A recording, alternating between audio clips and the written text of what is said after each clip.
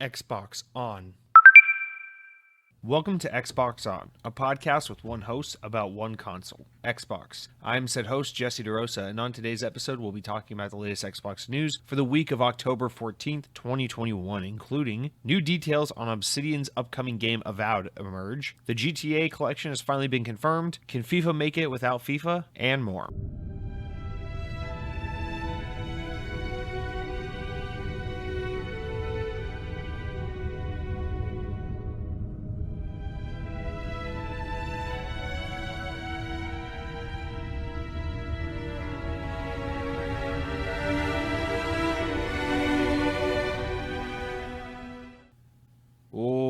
What the hell are you doing listening to this podcast? Don't you know Back 4 Blood is now available on Xbox Game Pass through your Xbox Game Pass subscription on Xbox One home console, Xbox Series X and S home console with Series X and S improvements, including 4K resolution and adjustable frames per second, or probably some feature like that.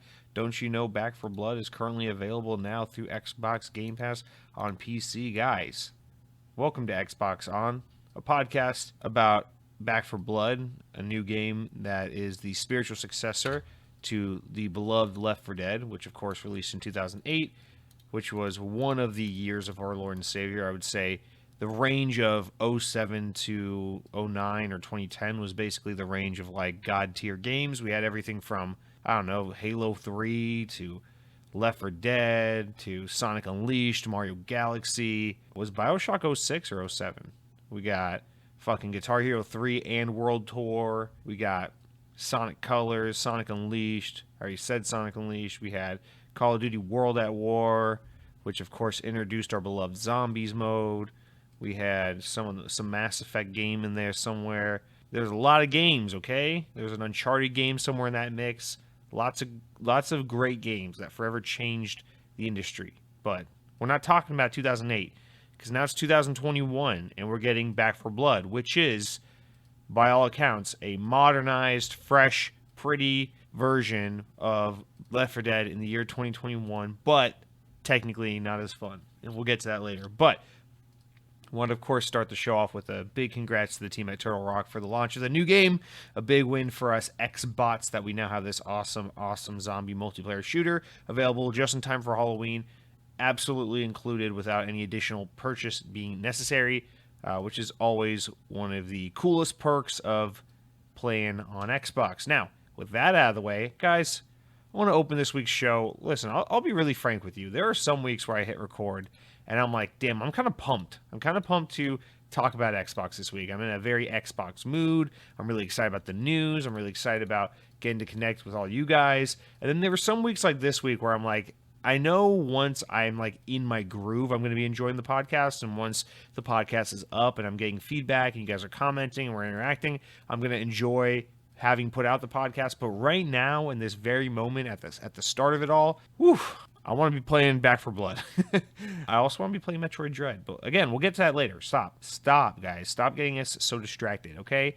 So let me open the show with a couple updates. I guess the show's format has been changing a bit because it used to be, open up, corrections, comments, and then we jump into the news. But now it's been like I've been putting this additional tier of news stories at the top where it's like stories that are just kind of like touch-ups or updates, or like it's one of those stories where it's like, did you hear about this? Did you see this?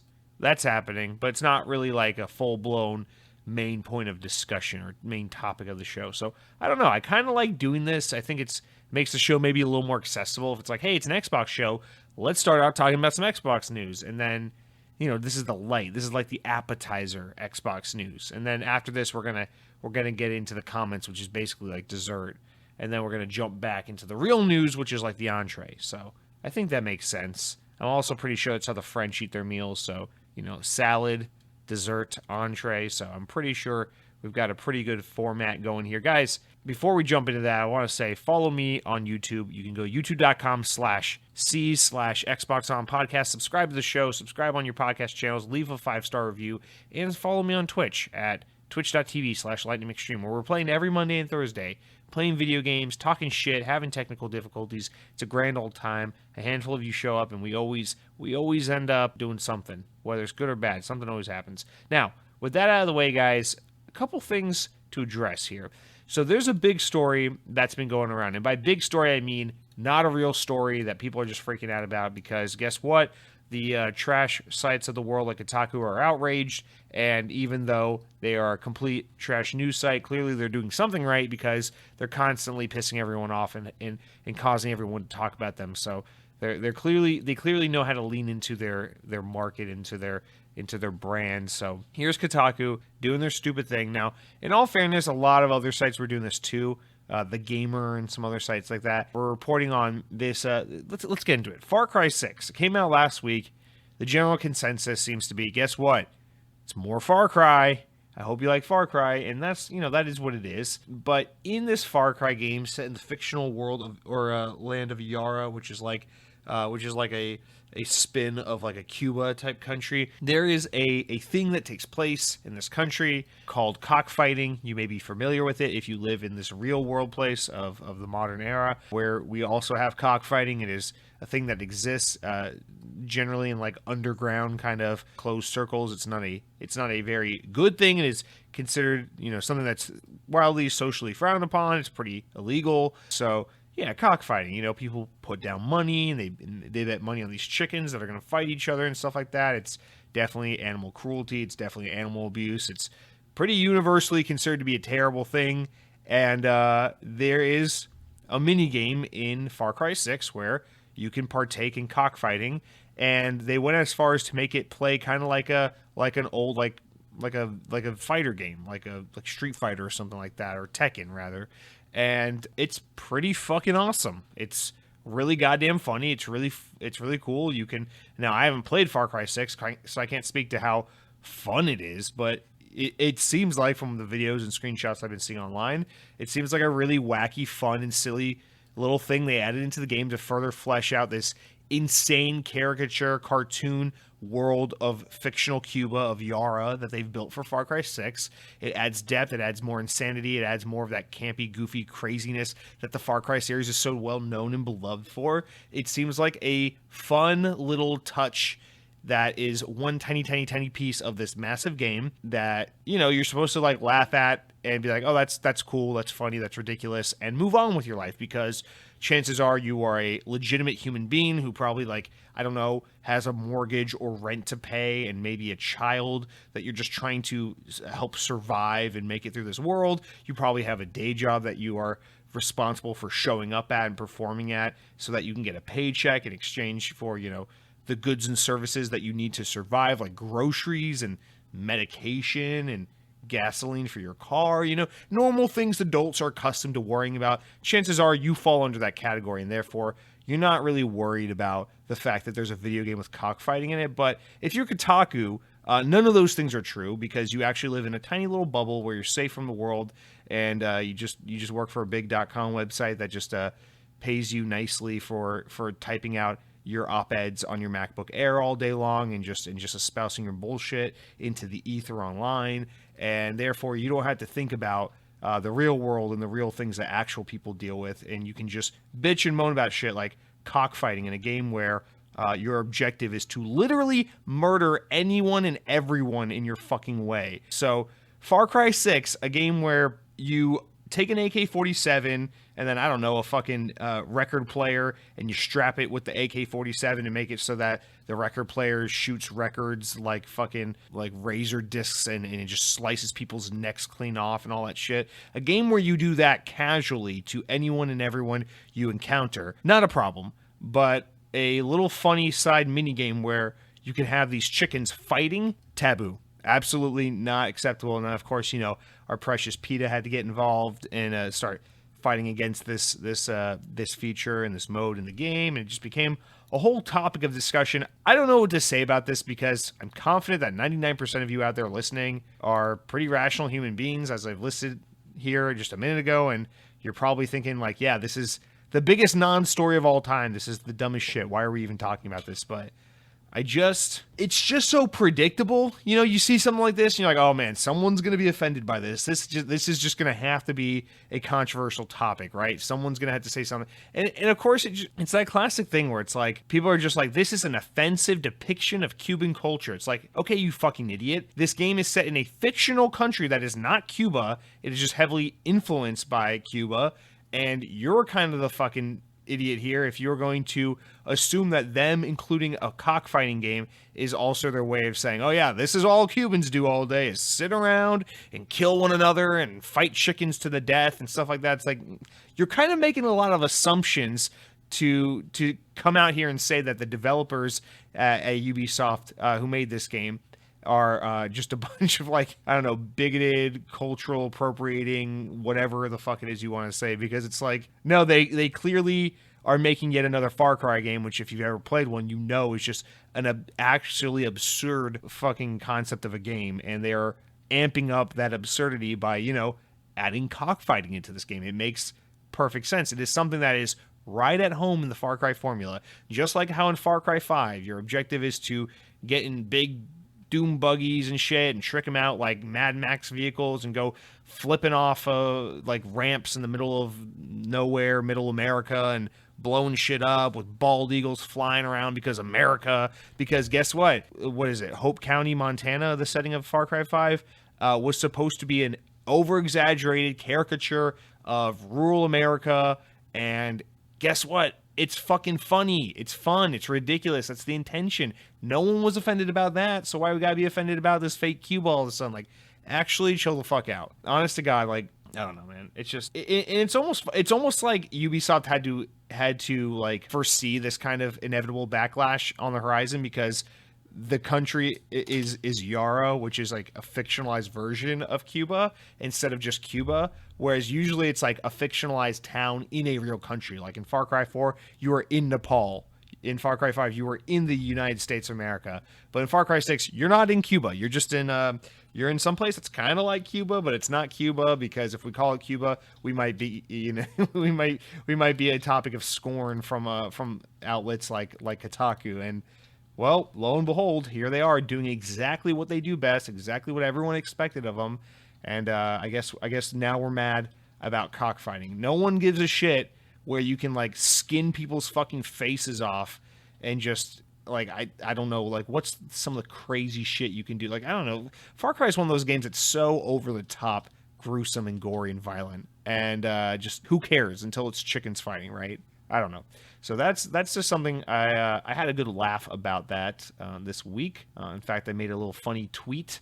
Sophia Norwitz, someone on a popular person in the games industry, tweeted something funny, just kind of highlighting this situation. I thought I'd throw my 2 cents in there. I said this website is absolutely right that it is inappropriate to be releasing a game with cockfighting in the year 2021, because if they had just delayed it into the year 2022, I think they could have polished it up to the quality of quadruple A quality instead of triple A. And got a handful of affirmation likes, so made me feel like maybe I'm a goddamn genius. Maybe I don't know, the next fucking, who's a funny comedian? Who do people like? What's a good comedian? Neil deGrasse Tyson? I don't know. But anyway, that's the first one. The next one I want to point out, this is a controversy I think is absolutely warranted. So Square Enix and Crystal Dynamics have announced that they've added the ability to buy XP and resource collecting boosts with real money in Marvel's Avengers, which is, of course, flying in the face of a promise they made before the game came out, which said that they would never have something like this happen in the game. Following the title's arrival on Game Pass this past week, its in-game marketplace has added the option to buy consumables with credits, but the credits can be bought with real-world money. Consumables can be used temporarily to boost the amount of XP a player gains or increase the number of resources they collect while playing the game, essentially acting like an accelerator to ensure faster progress. And the reason why, of course, this sucks is because you can't just ignore it, because generally when things like this are included into the game, the way XP progression works is that things kind of slow down in such a way to entice the player to spend real-world money, which, of course, affects the way the game plays entirely and encourages people to spend money on a game that already costs $60, which is fucking ridiculous. And this is clearly an example of Square Enix and Crystal Dynamics, probably more so Square Enix, looking at this like, hey, bringing this game to Game Pass is kind of like a soft reboot for the game in a way, because we're trying to reinvigorate its player base, and by giving it to all these players for quote-unquote free through Game Pass, not really, but lowering that barrier to entry, it justifies our ability to start throwing these kinds of microtransactions into the game, because these players are ostensibly getting the game for quote-unquote free, not really, as opposed to, the people who played the game a year ago, who are those that, bought the game at $60 when it came out. So I see that they're probably trying to do that kind of loop around justification where they're like, oh, the game's old enough that maybe people forgot about this promise, and we have all these new players coming in who didn't pay $60 to get their foot in the door, so maybe we can pull a fast one here. But people quickly caught on and are calling bullshit, and I think rightfully so. This is a pretty scummy thing to do. I understand you want to try to find a way to make this game succeed, but lying is not the way to do it. Or at the very least, do it anyway, but just be honest. Like, just come out and be like, initially our vision for Marvel's Avengers was such. The reality is blah, blah, blah, blah, blah. And now with this new opportunity, this kind of re-envisioning of the game, this kind of relaunch of the game, if you will, we're taking this opportunity to kind of reimagine how we've monetized the game in our efforts to try and keep the game going and to continue funding this project that we all love. There's a very easy PR way to try and do this, and I think most people would be like, hey, I understand. I'm not a tiny-brained monkey. I can get why you're doing this, but trying to be all quiet and sneaky about it, no one likes that. Square Enix, go back 2 spaces, okay? You pass go, don't collect $200, you fucker. Okay, GamesIndustry.biz has reported that Epic Games has finally credited the Among Us developers for the new Fortnite Imposter mode, which was a point of controversy when that mode was announced about 2 months ago, because they didn't acknowledge that the mode is clearly inspired by Among Us. And this even went as far as, some of the developers of Among Us kind of being like, I'm not mad, but I'm kind of salty. But, it was a thing. It was, people talked about it, people acknowledged it. And now here's Epic Games kind of doing the right thing in a slow, this kind of like, we'll slip it in there in a press release kind of way of like, yeah, this Among Us inspired mode. So, well, at least they said something, right?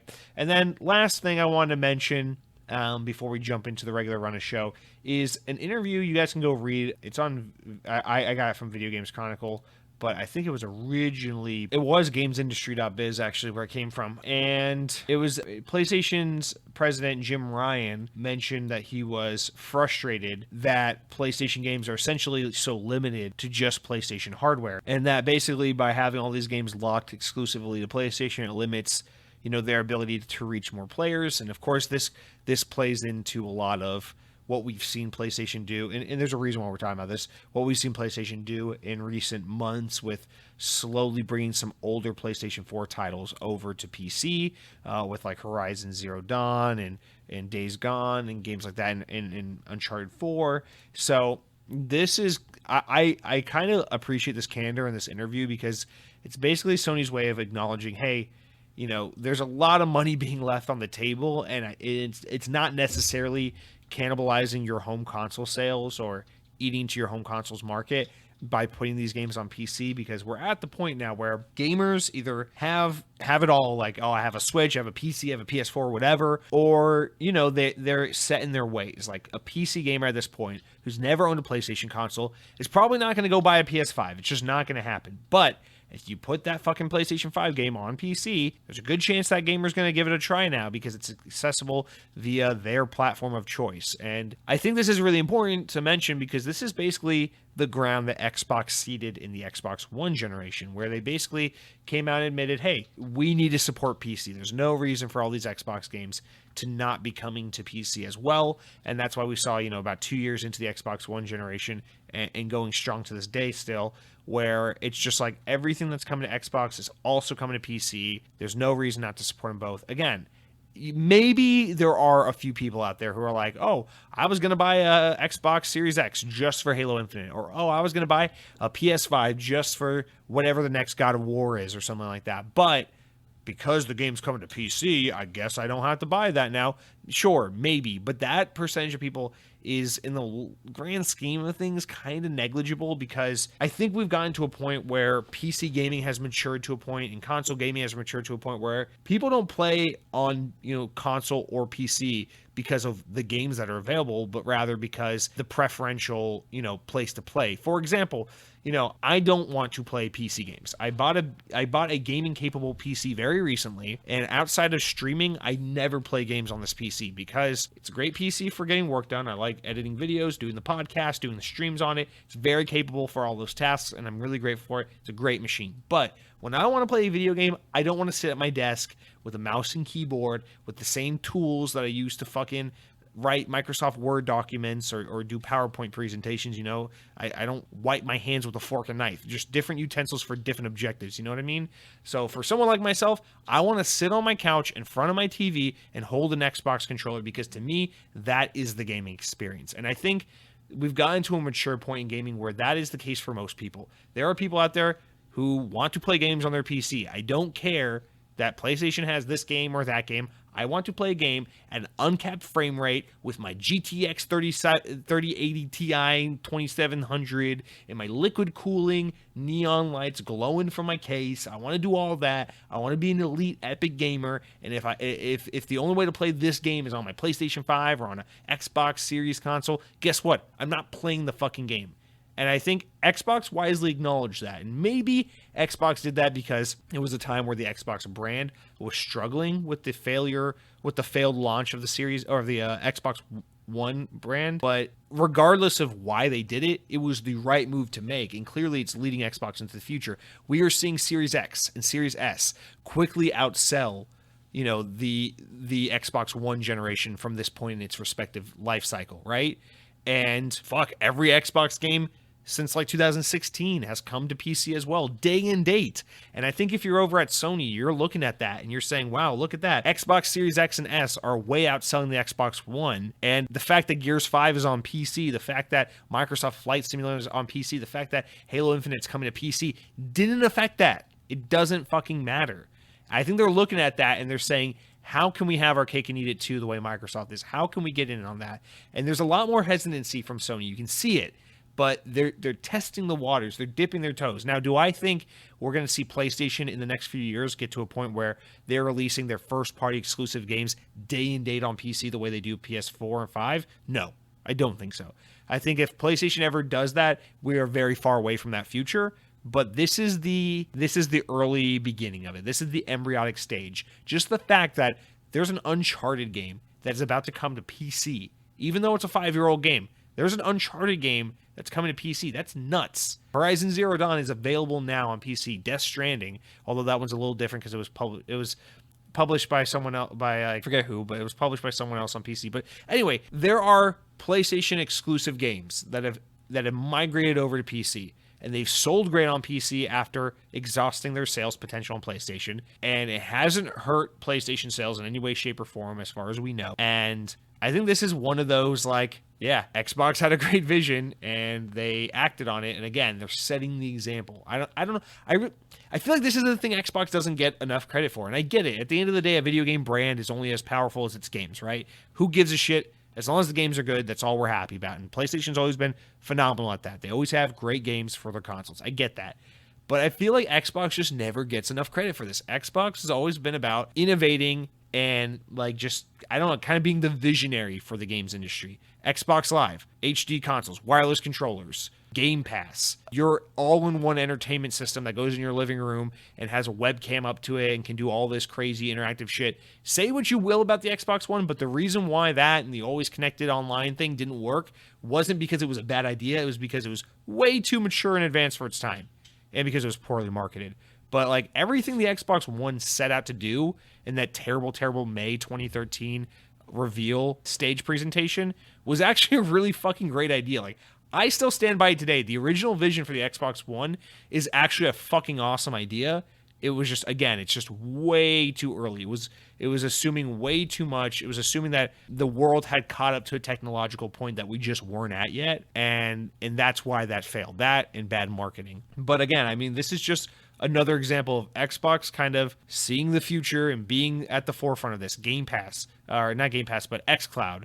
Like these are just countless examples, and I don't know. I love seeing this because Xbox never gets credit for this stuff, but here they are once again, setting the trend, being the one to spearhead, and then I don't know. Sony and Nintendo are kind of like Apple, where like they can do the thing Xbox does 5 years later, and then they'll get the credit for it. So mark my words now. I'm over here enjoying foldable and dual screen Android devices. No one gives a shit. But in 5 years, when iPhone has a foldable or a dual screen iPhone, you bet your sweet ass the rest of the world's gonna care. All right, so that's it for all those things. God, we're already 25 minutes in. Now let's jump into the comments. Remember, guys, you want to leave a comment. You say, Jesse, how can I be a part of this wonderful show called Xbox On? Well, it's quite simple, Paul. And why am I calling you Paul? Because I want to. Shut the fuck up. You go over to youtube.com. You type /C/Xbox On Podcast. That's right. Second best gaming is no more. Tell your friends. All right. And then you click on the latest episode of the podcast. You leave a comment. You can say something nice like, Jesse, thank you for showing us and constantly trying to highlight the ways in which Xbox has been a pioneer and an innovator in this space, to show us why this brand we all love is such an indelible part to this industry we are all a part of. Thank you for trying to show that and represent that, because I think that narrative often gets lost and goes unrepresented. And I'll say, no, thank you, Paul. Thank you for your comment. Or you could be a total asshole and be like, Jesse, clearly you're only saying this because you're an Xbox fanboy. In fact, yesterday when I was at the Chase Bank ATM trying to withdraw $20 so I could get parking at the Broadway theater where I was watching The Lion King live on Broadway, featuring Will Smith as Genie from Aladdin, which is also on Broadway across the street, I noticed that Phil Spencer was slipping you a check for $1 million because you're paid off by Xbox. So I would just like to call to attention that you're a dumb Xbot, you're a fanboy, and therefore your opinions are invalidated. And also, I think microtransactions in Marvel's Avengers is a great idea, because I already have my mom's credit card linked to my Xbox Live profile, so this makes it really easy for me to level up as Captain America. And I'll say, hey, way too much information, but here we are reading it on the podcast anyway. All right, our first comment, just a cute AF comment, just a cute little anecdote. Cranky Old Man in Training says, this might be my most random comment yet, but I just found this out and thought it was pretty cool. So Xbox owns a studio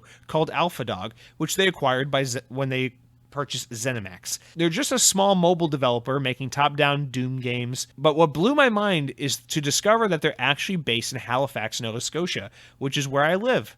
I know it's incredibly random, but I just think it's cool that there's a little piece of Xbox right in my city.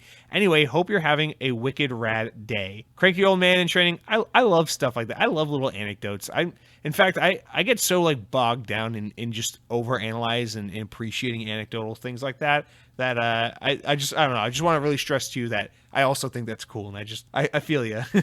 The other week when I was in Atlanta visiting my family for the weekend, on my way back to the airport, I noticed that in downtown Atlanta, they built a massive fucking multi-story Microsoft campus in the heart of Atlanta.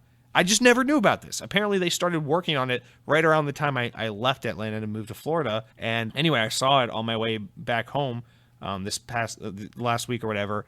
And it's beautiful. It's fucking the facility looks amazing. It's massive, and I'm just like, wow. Maybe if I stayed in Georgia, I could have applied for work with Microsoft and maybe somehow gotten in with them. And I looked it up online. They're hiring multiple Xbox-related positions, and I'm like, fuck. I moved to Orlando, where all the jobs are like work in a hotel or work in a theme park, when I could have stayed at home and maybe worked for Microsoft. Fuck me, I could have been an Xbot. But no, I think that's really cool. You should take pride in that. That's fucking awesome. Also, yeah, shout out to Alphadog. They are a mobile developer that ZeniMax acquired a couple years back. So yes, technically they are part of the Xbox family. Although you probably won't hear too much from them, but I still think that's really cool. And here's hoping I'm wrong and that they put out something awesome. Maybe they're the next Niantic. Maybe we'll see Doom Go or Halo Go. Kind of similar to Pokemon Go. Good Guy Way of the Lao writes in and says, word, my friend, content keeps getting better every podcast. I myself am 39 years old. I just started gaming a lot, and by a lot I mean 7 to 10 times a week. Whoa. Ask your doctor to see if 7 to 10 times of gaming a week is good for your body. I've never played Halo or Call of Duty or even Battlefield, but seeing the gameplay for them has me hyped for Halo Infinite, and I will be purchasing it. I do like to play on PC, but that is only because I like playing on my Samsung ultra-wide monitor, and I only play with a controller when I do because only psychopaths play with a mouse and keyboard. Way of the Lao, beautifully said. Absolutely beautifully said. All right, guys, next up, I think we need to cancel Count Scotula because he wrote in and says, I tried Scarlet Nexus, and it was fine. I abandoned it about an hour and a half in, but I gave the game a shot. After playing Halo Infinite Flights, everything else just seems pointless, even real-life commitments. Count Scotula, that is especially poignant because I know you have a family, so I can't help but think about that as you say everything in life seems pointless. But yeah, cancel this, man. Scarlet Nexus, a wonderful game. I enjoyed it, therefore you should too. How dare you have your own opinions, but also, at the same time, I understand. I know that feeling when like you play a game that you're so into that suddenly other games that you otherwise might be into are just like, nah, I don't care. Don't give a shit. Want to play Halo Infinite. All right, Mario movie responses. A couple of you guys did write in about this. My brother says, this is a classic Xbox related topic, but my brother wrote in and says, I'm not letting this Mario movie thing go. The Ratchet and Clank movie was awesome.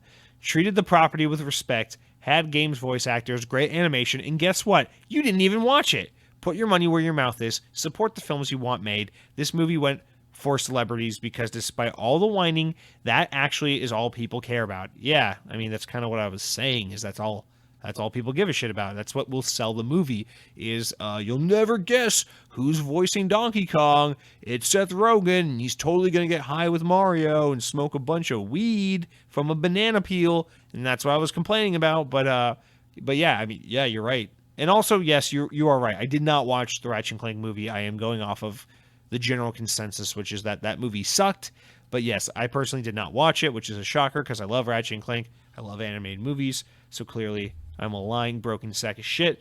EA's King also writes in and says, talking about the Mario movie, there was a statue of Toad being made out of a carton box. Hopefully that sculpture doesn't represent the graphics for the movie. Oh, by the way, I almost had to kill a person because he said, quote, Halo is so bad and unoriginal, they took the guy from Fortnite. I was very angry. Well, EA's King, while normally I don't condone physical violence, especially not in the real world, I do condone it in Far Cry 6, just as long as it's not chickens fighting chickens. So EA's King, here's my proposition to you. Go up to that man, or that guy who said Halo is so bad and unoriginal, do some investigative reporting, find out, is he in fact a chicken? Check out the legs. Are they chicken legs or are they human legs?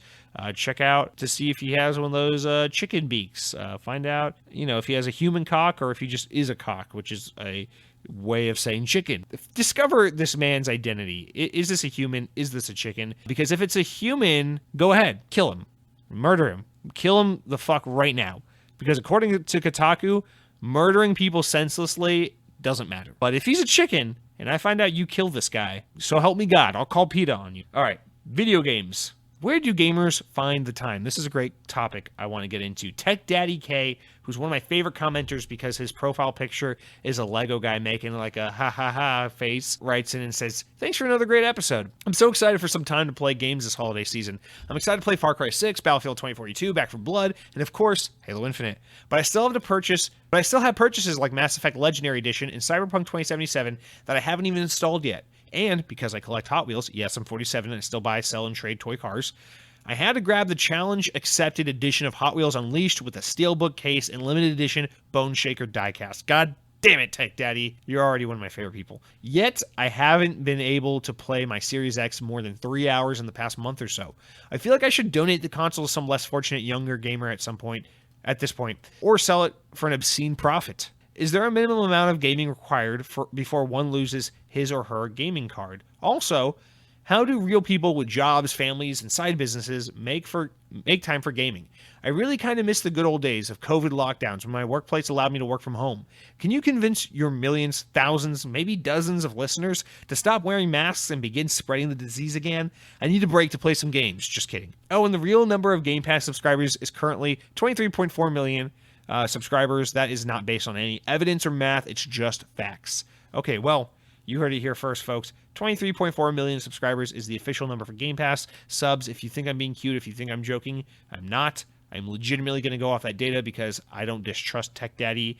I know Tech Daddy is real. I know he's a human, and therefore he wouldn't lie to me because Tech Daddy knows our social contract includes that I could murder him senselessly and get away with it if he were lying to me, because we know Tech Daddy's not a chicken, he's a Lego human, which is a type of human, and it's okay to kill humans, as relayed by Kotaku via their criticisms of Far Cry 6. So long as he's not a chicken, I can murder this man, which gives him good reason to not lie to me, because liars get murdered and chickens get saved by PETA, thank God. All right, but most importantly, this is a great comment just because this is my biggest stress in life. And you guys, you know, whether you want to attribute it to first world problems or white privilege or just like general American privilege, I don't know what you want to attribute it to. Everyone has their own lens in which they want to look through these things. There's no denying that, along with probably a lot of you if you're listening to this show, because if you have the ability to listen to a fucking Xbox podcast for leisure, life's probably mostly pretty decent. I'm incredibly blessed and privileged that, like, my great stress in life is, like, between working, commuting to and from work, wanting to go to theme parks on the weekends, trying to spend time with friends, keeping up with my family, and all my other adult responsibilities, like scrubbing my toilet or whatever, you know. My biggest stress in life is I cannot find, for the life of me, enough free time to play video games. It is my absolute biggest stress above all else. I know how to be good enough with my money that I don't financially ruin myself. I know how to put my pants on every day so that I don't walk outside naked. I know how to do the things I need to do to function like a normal human and to get myself through the world. I'm very blessed. I get to live in my home and have my job and have my life and have my family. Everything in my life is a complete blessing. So trust me, I understand this is the ultimate, like, privilege complaint to be like, guys, my biggest gripe in life is that I can't find enough time to sit on my ass and play my Xbox. I get that, but genuinely that is my biggest issue in life. And I just relate so much to what you're saying here, Tech Daddy, because holy fuck. And here's the thing they don't tell you, because it's always, you know, you always hear the adults say, oh man, I wish I could be a kid. I had so much free time. I was just doing whatever. And I understand. I remember that, man. Like, I remember being 18, like when I was only taking like 4 classes a semester, my early college days. Like, school was pretty easy. I could blow it off, whatever. I was an English major. All you got to do is read books and espouse your opinions. Who cares, you know? And I would just like work like 3 or 4 days a week at the restaurant, and then me and my friends would like go out, ride motorcycles, eat fast food, be out till 2 a.m., play Xbox, whatever the fuck we wanted. I didn't have enough free time to play games because I had too much free time on my hands, and I was just dicking off doing stupid shit, right? Now, my problem is I just legitimately don't have time to play video games. And when I do have the time, the issue is, and here's the kicker, here's the part they don't tell you, I don't have the energy to play the video games when I have the time. Like, yesterday was the perfect example. I was good enough this past week about getting the podcast notes written well enough and in advance enough to where on Tuesday, I didn't have as much writing to do as I normally would. I didn't have as much formatting things put together as I normally would. So I was like, okay, traffic was actually moderately light the other day. So I got home at a good time, didn't have too much podcast writing to do, made dinner early. I already had on the docket like a pretty quick and easy dinner to make, cleaned up really fast. And I was like, for once, I actually have kind of a weekday evening off. Like, I don't have a full weekday evening off, but I have a couple free hours to, like, do what I want. I'm like, well, I could play a video game. And then I sat down on my couch, I played my Xbox, turned it on, whatever, and immediately was like, I am too tired to play video games right now. I'm so tired that I actually need to just lay down and, like, put on Disney Plus and zombie out until I fall asleep, because I cannot handle sitting upright with a controller in my hand staring at the TV. That's how fucking exhausted I am. I'm like, this is a real problem. So, Tech Daddy, especially because you are not just a tech daddy, but you're a daddy. I know there are a lot of parents out there in the audience that listen to this show. Many, there are mothers and fathers out there that listen to Xbox On. And to you guys especially, I gotta say, extra shout out, extra thoughts with you, because I, as a single individual, cannot find enough time to play video games. I can't imagine how you do it with screaming, crying kids who just want to fucking Fortnite dance while you're trying to drink a glass of wine and watch Grey's Anatomy. Like, God bless you. You're a fucking national treasure, and just understand that you matter, and your sacrifices and sweat and tears do not go unnoticed. So, yeah, there's no solution. I don't have an answer to your question. I'm just here to wallow in it with you. All right, help this man decide, guys, as we wrap up with our final comment here. Headhunting Halo, who of course is not a porn star, as we all know, says, Jesse, I'm so excited for tomorrow. Halloween, and this was 5 days ago, so tomorrow's already happened. I'm so excited for tomorrow. Halloween Kills is finally out. I bought Hot Wheels instead of Diablo, but shot myself in the foot because I forgot Far Cry is out now, and I guess I'll wait for that to go on sale, but I don't know. Once Infinite drops, my hard drive is cleared. That's all I will be doing, saving up those Microsoft rewards points so I can dump them all on Infinite store page. Jess, when you make sweet tea, do you put sugar in it first or the tea in? Also, what's your favorite scented candle? Natural question. Natural progression. Good show last week. What Taco Bell item should I get next? Need something I won't regret. I always get like 5 grillers because they're cheap and I'm ready to experience something new with my taste buds. That is literally the comment verbatim. Headhunting Halo, you just reminded me. Tech Daddy mentioned that he collects Hot Wheels still at age 47, which means I need to say, Tech Daddy, shout out to you. You're a fucking legend. I still collect. I still collect Halo. That's true. Also, I still collect Hot Wheels, and I just gotta say, Hot Wheels has matured into this thing. I feel like is, obviously kids still buy and want Hot Wheel toys, but it's also become this thing where it's like equally about the older generation that grew up with Hot Wheels and wants to collect them and preserve them and admire that fandom in a different way. Maybe you're not sitting down on the carpet with 2 Hot Wheels, smashing them together, making them do shit. But, maybe you're collecting them and admiring them and displaying them and things like that. It's still a very fun thing to do. I totally get it, Tech Daddy. But anyway, Headhunting Halo, as I was saying, and congrats to you again, because you also got Hot Wheels, as you say here. We talked about the not having enough time and all the games and what to do. Simply put, the answer is there is no solution. One day, the rapture will come, and we will all go to hell because we chose Xbox and not PlayStation. So you can probably play plenty of video games in hell. I don't know what to tell you there. Now, when I'm making sweet tea, here's the secret, is when I make sweet tea, I don't put the tea, then the sugar, but I also don't put the sugar, then the tea first, because what I actually do first is I go to the store and I buy the sweet tea already made. So what you're really asking me is, Jesse, does your preferred brand of sweet tea put the tea or the sugar first? And to that, I don't know the answer. Maybe they even put the water first. I don't know. But here's the other thing is I don't really drink sweet tea. I drank sweet tea a lot when I was younger. I didn't even discover it. Being from the South, this is going to sound crazy, but I didn't even have sweet tea for the first time until I was like 12 or 13. But I don't know, I went through a little phase where I liked sweet tea, but I'm not crazy about it. I'd rather have an unsweetened iced tea. I know that sounds ridiculous, but I just prefer it. This is coming from a man that likes Mountain Dew. I just prefer it. My favorite scented candle, anything that smells like birthday cake or fall scents. I love Yankee Candle. That's my favorite store to buy overpriced candles at, but I never do. I like their Halloween collections they do. Oh, most important question. Next time you go to Taco Bell, if you normally get the loaded grillers, I'm telling you, man, it might sound tired at this point, but there are 3 items on the Taco Bell menu everyone should be ordering regularly. And I mean, like, if I'm ever dictator of this world, I will make it known that you must eat one of these 3 items regularly or I will put you in a cockfight. And those items are the Chicken Chalupa Supreme. That's the number 1. The number 2 is the Chicken Crunchwrap Supreme. And the number 3 is the Cheesy Gordita Crunch No Beef Sub Chicken. Those are the 3 items you need to be ordering regularly. There are tons of great items on the menu. If you want something with beef on it, actually, the quesarito is pretty good as it is. And that comes with beef by default, not chicken. I like a quesarito. The quesadillas, I feel like people really rave about Taco Bell's quesadillas. I like them just fine, but I think they're way overpriced and too small for what they are, and therefore I never order them. That new menu item there is really good, which we'll get to in a minute.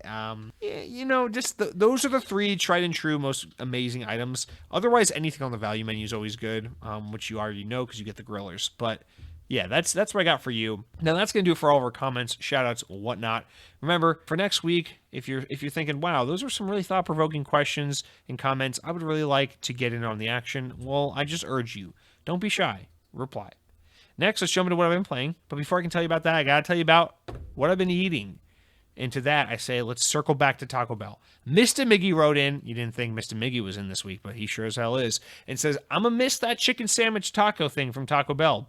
But also, Nickelodeon All-Stars Brawl is fun. All right, we're not going to focus on Nickelodeon Smash Bros, but what I do want to focus on is this week I've been eating the all-new Cantina Taco from Taco Bell. And Mr. Miggy says I'm going to miss that chicken sandwich taco, which is, of course, what the Cantina taco replaces. But, Mr. Miggy, I don't know if you've had the Cantina taco yet, but I'm going to go out and say it. A worthy successor. The chicken sandwich taco, I was already, as I told you guys, it's good, but I wasn't a huge fan of it. It tasted like KFC with Taco Bell sauce on it. And I just, that's not a bad thing by any means. That's quite good, actually. But when I go to Taco Bell, I want Taco Bell flavors.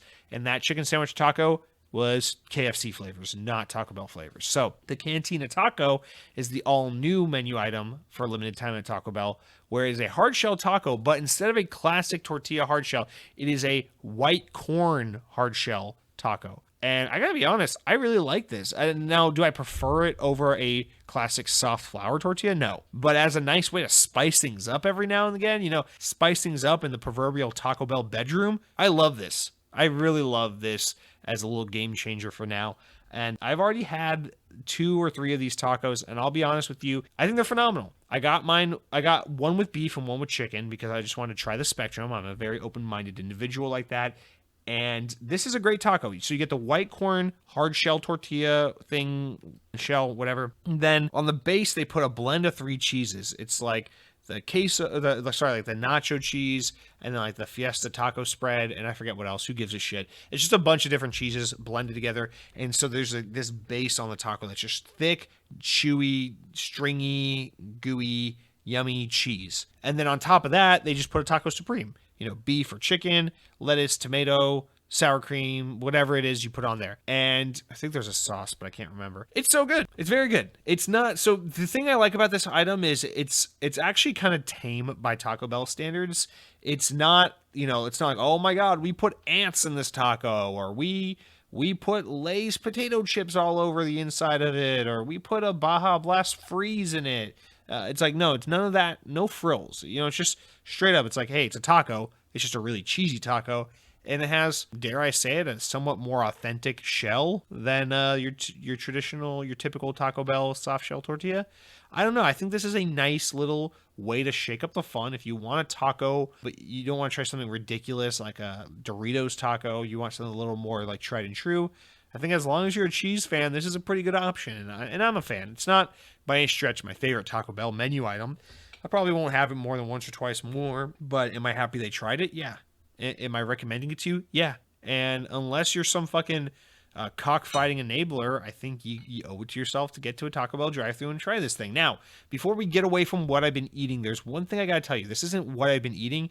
This is something I do plan on eating. This is an update to what I've been eating. You guys know at the top of the show we like to do updates on developing news stories. We'll think about this as that for what I've been eating. Disney pizza, I've been talking about it for the 2 years the show's been on the air, was something very special to me. Back in a simpler time when Barack Obama was in office and Bob Iger was in charge of the Walt Disney Company and Star Wars didn't occupy 98% of Disney's Hollywood studios, there was a thing called Disney Pizza. And you might be thinking, well, Jesse, it's a theme park. Of course they have pizza. That's what they sell in these things. It's like shitty pizza, shitty cheeseburgers, shitty chicken tenders, whatever. No, you idiot. That's not what I'm talking about. I'm not talking about what you get in the theme parks. At the resorts, at the Disney hotels, they had pizza that was out of this world. And I talked about it many times before, so I'll be brief. It was, you could go to any of the food courts, any of the resorts and get it. It was $15 for a cheese or pepperoni pie, which is great pricing for theme park, by theme park resort standards, I might add. It would be like a large, pretty dense pizza that would easily feed a family of 3 or a family of 1 if you're me.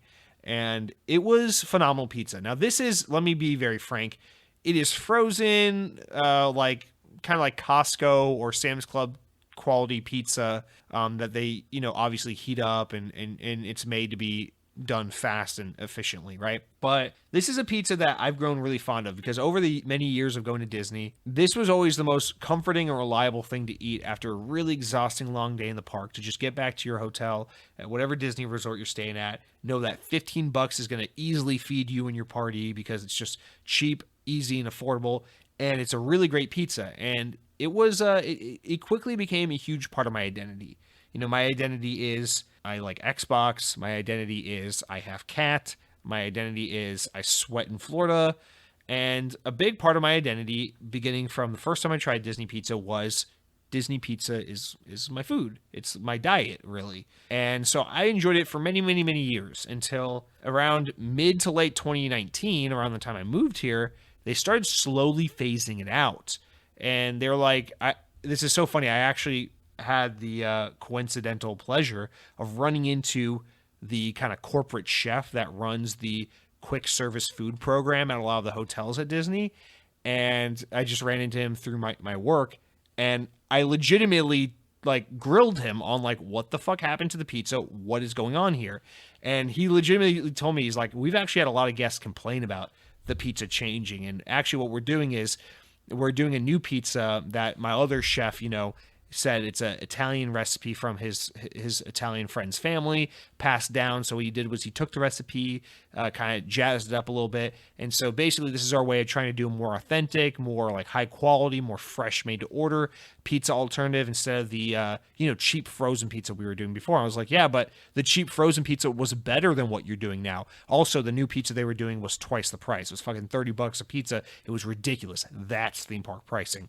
And he agreed. He was like, you know what? I'm not even a huge fan of the new pizza, but if you don't like it, he's like, next time you're at one of our resorts, he's like, tell that to guest relations. Like the more and more guest feedback we get telling them that is the more likely Disney's going to be to make the change. And so I never actually complain because I don't complain in person to anyone about anything. I just keep quiet. I'm that kind of person, but I encourage other people to complain, but unfortunately no one really ever did anything about it. So on and on we went.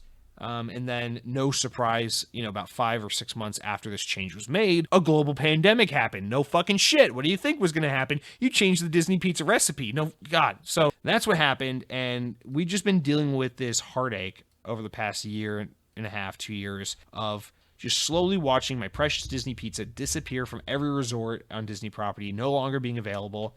And then this past week, I'm on my phone on the My Disney Experience app, just perusing menus for different restaurants like I tend to do in my free time. And I notice, holy fuck, what's this? Disney pizza. I see it. The picture looks like old Disney pizza, not the new one. Price is like old Disney pizza, not the new one. And I noticed they've changed a lot of the menu in the past few weeks. So I'm like, this is clearly a revision to the pizza. I don't know if this is the old Disney pizza we know and love, but it looks like it, and it's at the right price point. So something's happened here. So whether it's they brought the old one back or they revised the new one and made it good again, I don't know. But I'm freaking losing it here, trying to figure out how soon I can get back to one of these Disney hotels.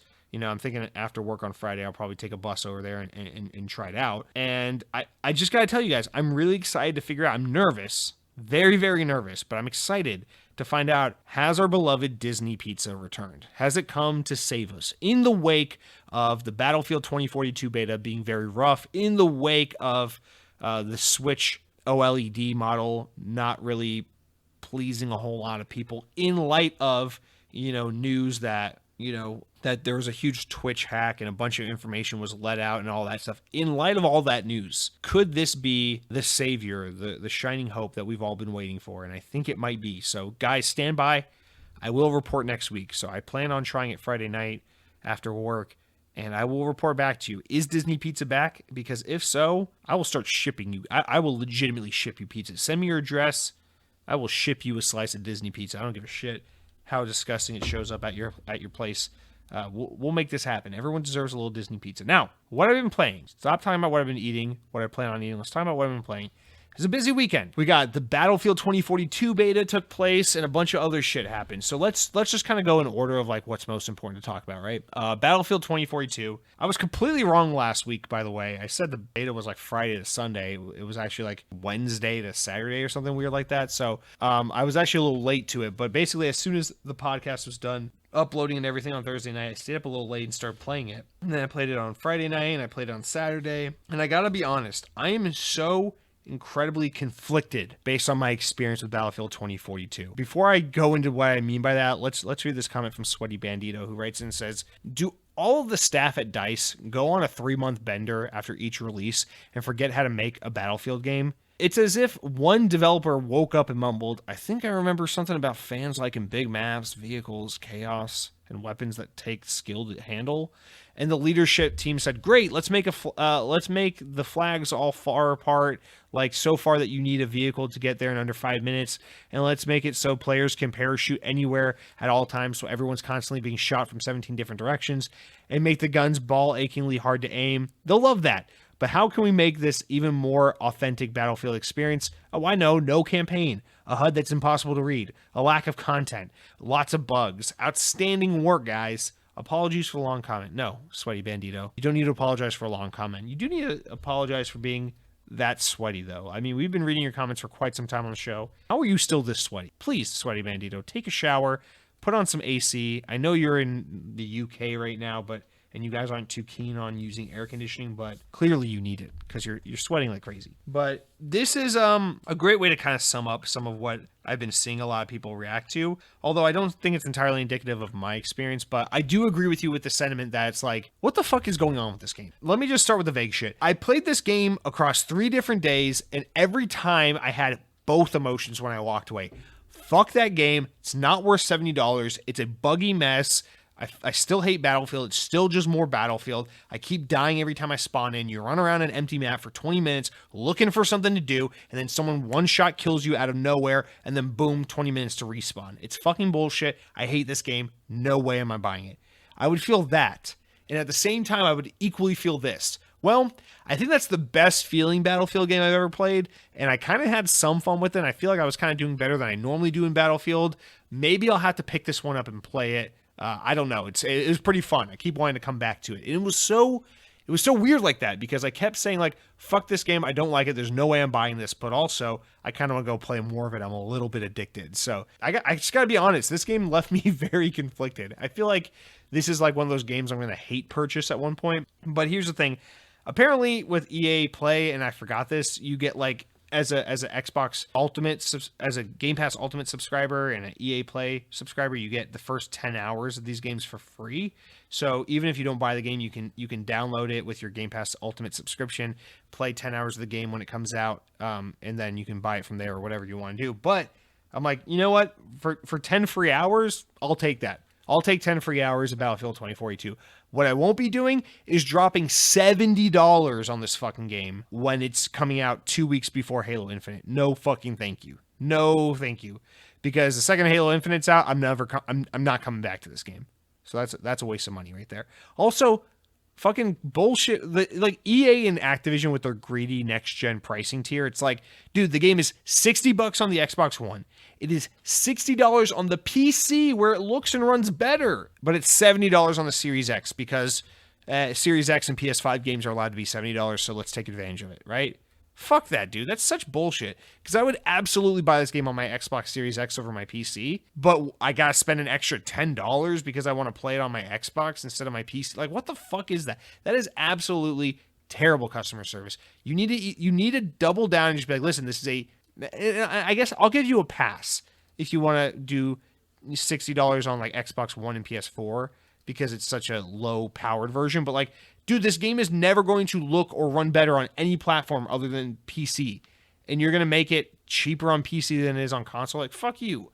So there's that too. But I don't know. I felt so conflicted with this game because I feel like the aiming and the handling of the weapons and the movement feels a lot more like Call of Duty. And let me elaborate. It feels like Battlefield, but it feels like this evolved, newer version of Battlefield that's a step closer to what Call of Duty was.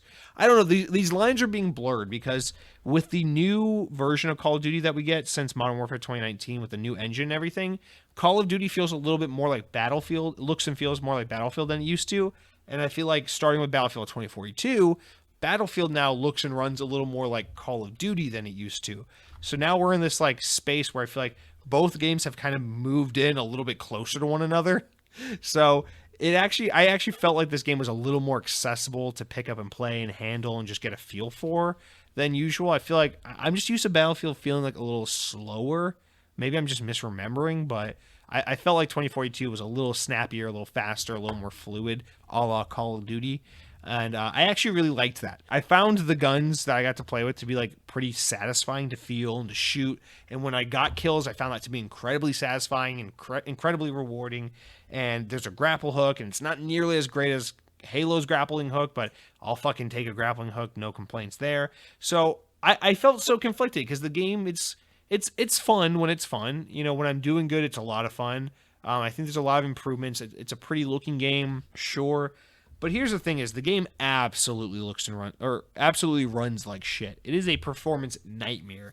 And I played this game on PC. Just to be clear, I played the game on PC and on Xbox because I wanted to test out mouse and keyboard versus controller, because I wanted to know, maybe if I played, Battlefield, a more PC centric game on PC, maybe I would like it more. And you know what I walked away surprisingly thinking? I like it about equal on both. I definitely like, whereas a game like Halo or Call of Duty, I definitely want on Xbox with a controller. A game like Battlefield, I found myself equally enjoying it on PC and console. So I'm still equally conflicted about where I'd want to play this game if I were to purchase it. But man, oh man, this game it looks fine when it's not graphically like freaking out. But I'm just talking about in terms of art direction and graphic fidelity, it looks good. But oh my god, this beta build was so buggy and glitchy, and there's so much shit happening. There were people who were just like twerking all over the floor, and sometimes they were dead, and sometimes they were alive, so I never knew whether or not to shoot them. There were people just graphical like, oh my god, people like driving in a Hummer, and then like someone's head would stick out the window and stretch all around out like fucking like an animation outtake from Shrek 2 or something, bonus features, motherfucking looking shit. It was absolutely crazy. This game runs like horse shit, and I had these bugs equally on my PC and my Xbox, and I was a little nervous about playing it on PC because people were even saying, hey, as a heads up, apparently the game runs like shit or on PC and can possibly like completely crush your system, so be careful. You can blue screen to death. It can also like wipe shit from your hard drive, so be very careful. I didn't experience that, I can't speak to that, but apparently that was a thing. I don't know, man. Fundamentally, it's still Battlefield. I feel like exactly what Sweaty Bandito was saying about the objective. I feel like the objectives are all way too spread out. When I get to an objective, it's not entirely clear what I need to be doing to get the advantage and to take over from another team. There are way too many tools at my disposal for me to get a grip on what I'm doing, and maybe that's not a fair criticism, because obviously the solution is just play the game and learn the game, and eventually you'll be good, sure. But it's just the objectives are way too far apart, way too hard to capture and to figure out how to effectively dominate at. Everything is constantly just this simultaneous combination of I spawn too far away from the action, I need a flying vehicle or some kind of ground vehicle to get back to the action, but it's going to take me like 5 minutes to get over there. Or I'm spawning right into the action, and I'm just spawning on top of other people, and everyone's getting shot in all directions, everyone's dying, and no one can understand what the fuck's happening. So it was like the worst of both worlds. You either have no action and it takes forever to find some, or you're just constantly spawning in the action and it's just hell let loose and no one can understand what the fuck to do. And those few moments where it's not either of those, where it's like you spawn in, it's a relatively low time to find someone to fight or find something to do, and you can actually have a comprehensive like battle where it's like this person versus this person, is like pretty fun. Like if this beta came with more than just one fucking mode and one fucking map, if it came with like multiple maps and multiple modes to test out, I would have loved to play more, because I think I might like this game a lot if I played its like smaller scale team deathmatch or something like that. I wouldn't know, because the game wouldn't let me play anything other than one map and one mode. But man, from what I experienced, it was like, if you told me this was a $40 multiplayer only game, I'd be like, you know what? I'm definitely gonna buy this game. I'm not 100% sold on it, but I think there's enough here that I need to explore more of it, and I'm excited to play it. So I'm gonna drop $40 for $70. Get the fuck out of here. For $70 plus, you're launching right before Halo Infinite, which I'm infinitely more excited for, and which is infinitely more affordable for Game Pass subscribers. Fuck you. No way in hell am I getting this. Also, obviously, this can go totally differently once these two games release, but based on what we played from betas, Halo Infinite is really polished, really, really ready to go. Battlefield 2042 needs a few more months in the oven. I was talking to Count Skyla about this on Twitter. This game needs a few more months in the oven. The best thing they could do for Battlefield 2042 would be delay this motherfucker till March. Get away from Call of Duty. Get away from Halo. Get away from the holiday season. Let there be a couple of months of like people get to play Halo, people get to play Call of Duty, they get that fun out of the way, and now they're kind of looking for something new to play. And then come out in March. And even though the spring is a busy time period for game releases, there aren't a lot of big AAA first-person shooters coming out. So be that spring release for the first-person shooter genre. It just makes so much sense, but whatever. So that's kind of my general takeaway from Battlefield 2042. I'm still conflicted on it because I still spontaneously hate the game and also want to play more of it. And I feel so confused right now by it. But those are my honest opinions on Battlefield 2042. I'm curious to know what a lot of you guys think, because judging by, what I see from this audience, anecdotally at least, it seems like this is a very pro Battlefield, anti Call of Duty kind of audience. So I'd be really curious to see what some of you guys thought about the beta. So let me know. And then other than that, I'll be faster from here on out. Forsaken, speaking of Call of Duty, the last zombies map for Black Ops Cold War came out this past week, and it's fucking phenomenal. I was not a huge fan of map 3. I thought map 1 was great, map 2 was pretty good, map 3 was a little weak. Map 4 is awesome. It's very, very good. It's either the best map on the game or tied with the first map. It is so good. It is very, very fun. Very cool settings, very fun objectives, very fun wonder weapon. And this is the game I was trying to play this weekend where I felt like kind of guilty playing it because there's other newer things I need to be playing. But man, I'm looking forward to this wrap-up season for Black Ops Cold War before Vanguard comes out, because I think this new zombies map is fucking awesome. They finally put Mason in the game. Finally, you can use him as an operator and multiplayer and in zombies and all that shit. So finally, they got like the most iconic motherfucking Black Ops character in this Black Ops game. I cannot wait. So I'm happy about that. I had enough COD points just from free Battle Pass rewards that I was able to buy the new Battle Pass. So kind of looking forward to just grinding out this Battle Pass through this new zombies map and enjoying the hell out of that. So really looking forward to that. I know this is like I said, not a big Call of Duty audience. I know this is a very big, Black Ops Cold War's dumb. Modern Warfare 2019 is the only good Call of Duty. Battlefield 2042 is the only good Battlefield. SpongeBob Stick of Truth is the only good South Park game that features SpongeBob in the title. I understand. Sorry, I don't mean to talk about Call of Duty so much. Usually not this into Call of Duty, but man, I gotta be honest. As we wrap up the Black Ops Cold War 1-year season, because Activision's fucking the worst, and they only let their games shine for one goddamn year before they throw them in the trash. I gotta be honest, as someone who fell off really, really hard with Call of Duty following Black Ops 2, Cold War is the most fun I've had with a Call of Duty game in almost an entire decade. 8 years, 9 years, whatever it's been. I cannot believe, just now that Black Ops Cold War is almost a year old, and I have no real interest in Vanguard. I'm not going to buy it anytime soon. I'll probably buy it if I can get it on sale at some point, but the fact that I not only enjoyed this past year's Call of Duty, but I played the shit out of it like I used to when I was a kid playing World at War and Modern Warfare 2 and shit like that. The fact that I got that much enjoyment out of Black Ops Cold War brings me so much happiness. I know this is a very divisive Call of Duty game, but man, I just thought the campaign was so fucking cool in this game. The multiplayer was not the best multiplayer in Call of Duty, but very, very fun, very addicting. And the zombies were not by no means the best zombies, but very, very good zombies nonetheless. Still very, very fun to play. And yeah, I have my gripes with it. The game is still a buggy mess. I cannot believe it's almost a year old and they haven't addressed half the shit. Clearly, this game was released prematurely. And yeah, I don't love the new Warzone engine that they just shove into all of Call of Duty. The fact that all Call of Duty games are constantly cross-promoting and trying to get you to play the other ones and buy all the battle passes. And I don't like that there's content that you can completely miss if you just didn't buy this battle pass. And I have my criticisms. Trust me, this game is far from perfect. It's definitely not like Modern Warfare 2 or World at War, Black Ops 1 quality of excellence.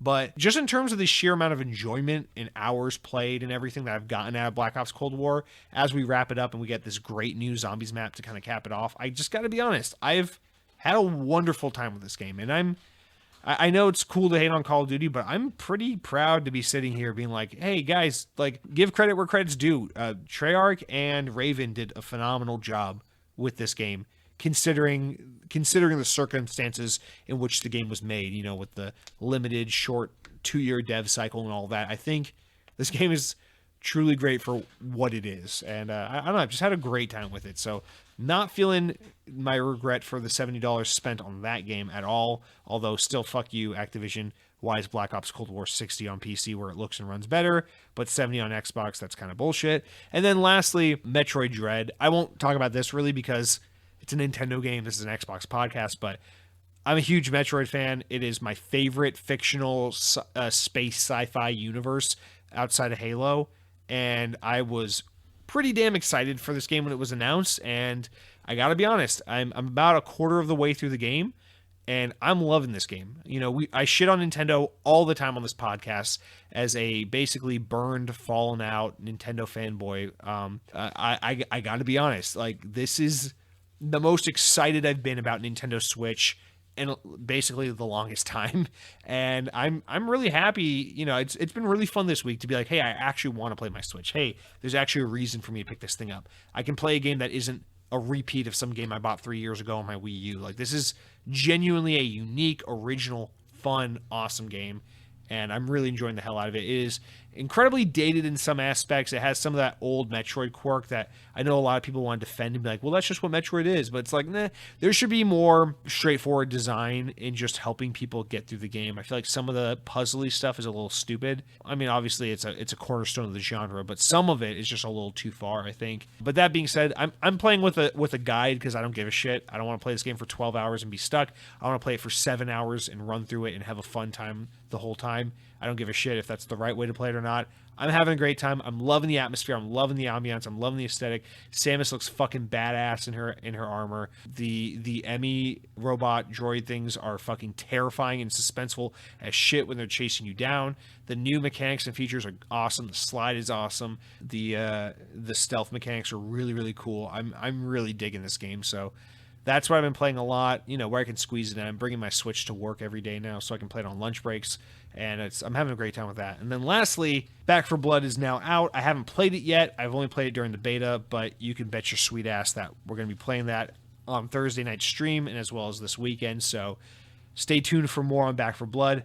We've got some Left 4 Dead, baby. I'm excited about that. But look at that theme there. We got Call of Duty zombies, Left 4 Dead zombies, Metroid, kind of like spooky sci-fi, kind of almost like a horror kind of vibe and aesthetic thing to it.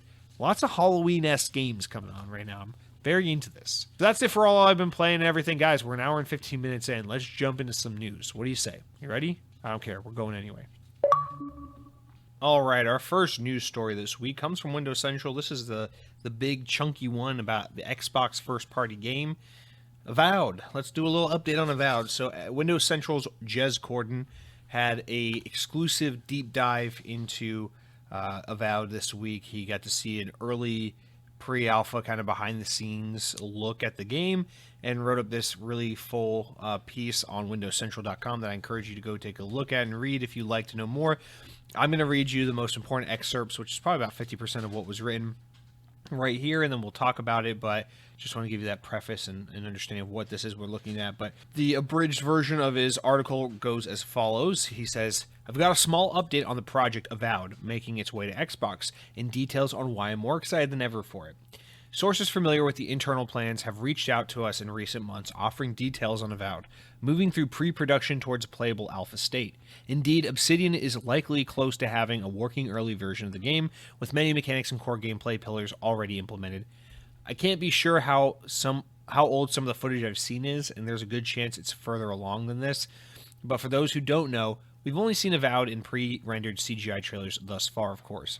The game is set in the Pillars of Eternity universe, known as the World of Eternity, which utilizes first-person viewpoint, similar to Obsidian's The Outer World. We were told Avowed will feature multiple class playstyles and borrow from Skyrim's two-handed combat system. You can wield two daggers and be a stealthy rogue, or dive into archery with two-handed bows. You can use a combination of swords and magic, or go full two-handed magic, which is required to wield some of the game's most potent spells and abilities. Avowed will feature many elements from Pillars of Eternity that fans will be familiar with. Wizard spells like Jolting Touch, which fry enemies with forks of lightning, which will be present. Two-handed spells like Fireball and Conjure, using complex hand gestures, etc. The combat seems to be more loadout based than Elder Scrolls, which gives you mountains of spells like a gigantic list. Warriors will be able to access more physical abilities in swordplay, powerful kicks, shield bashes, and stuff like that, while casters will have a full range spellbook custom tailored to the combat style. The Outer Worlds was Obsidian's take on a Fallout style game, but Avowed is undoubtedly Obsidian's take on an Elder Scrolls style game. The two-handed first-person combat style is unmistakable, and there are obvious differences in the early documentation. But there are obvious differences in early documentation.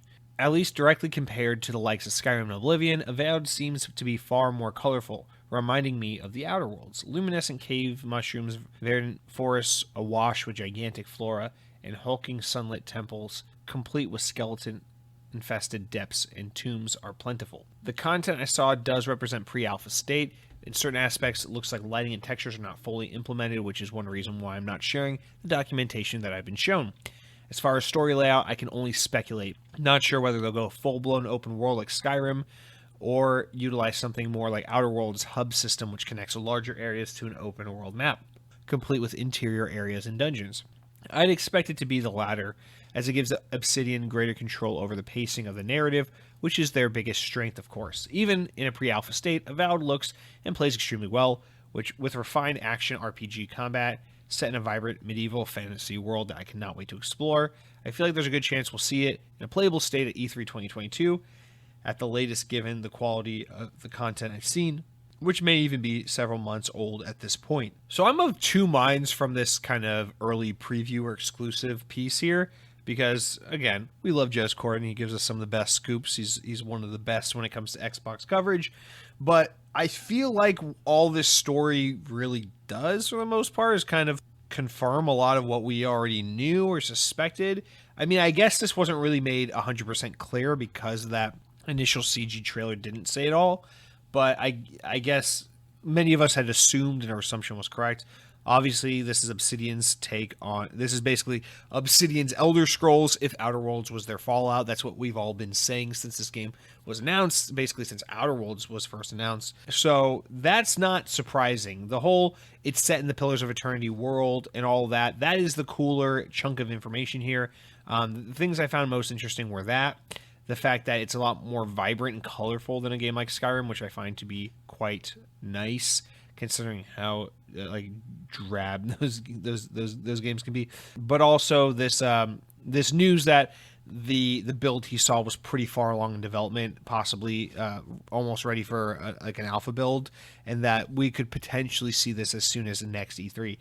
This would be huge, I think. I think this is the biggest takeaway, is that there's the potential that we could be seeing Avowed. Now, he also said in the full written article that, you know, something about maybe even seeing it at the Game Awards this year, this December. I don't think there's a chance in hell we see it at the Game Awards, personally. But E3 2022, probably next June, right?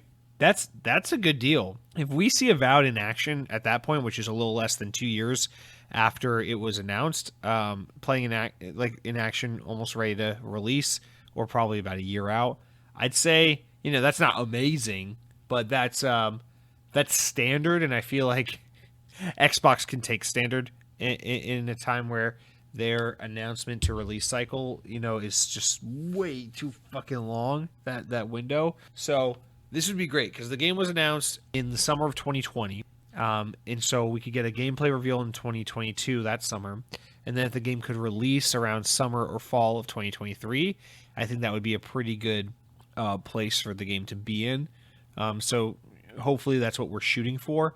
But this is promising, right? Because Avowed's a game we're all looking forward to. We all know Elder Scrolls 6 is incredibly far off because Starfield hasn't even happened yet. But Avowed should help fill in that gap quite nicely, considering that it is also an Xbox game in the way that Elder Scrolls is an Xbox game is quite a nice get as well.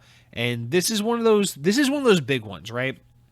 Avowed is one of the games I keep looking to as a huge blow to PlayStation. If you want to talk about, oh, that's a huge get for Xbox that PlayStation doesn't have, I'm less so interested in stuff like, you know, like the next Elder Scrolls, which is clear, like, well, yeah, they bought it away from PlayStation, you know, or like the Starfield or something like Halo, because it's like, well, no shit, Halo's always an Xbox exclusive, right? Avowed is interesting because this is like No, this is a studio you bought that is making exclusive games, brand new IP, or a new game for your console only. That's exciting. Avowed is going to be like the first of that we've seen.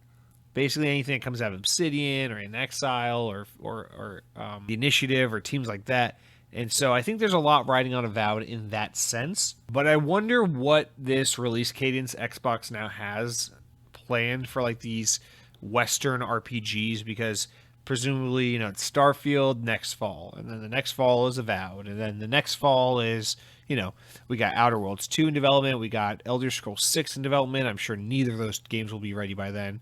But you know, it's like, what is the cadence? We know In Exile is working on a first person open world RPG type game as well. So there's a lot here to be looking forward to. There's a lot to break apart here, which is, I think, all the more reason why a 2023 release date for Avowed makes perfect sense, because you definitely don't want it out next year, because then it's just fighting with Starfield, which is quite stupid.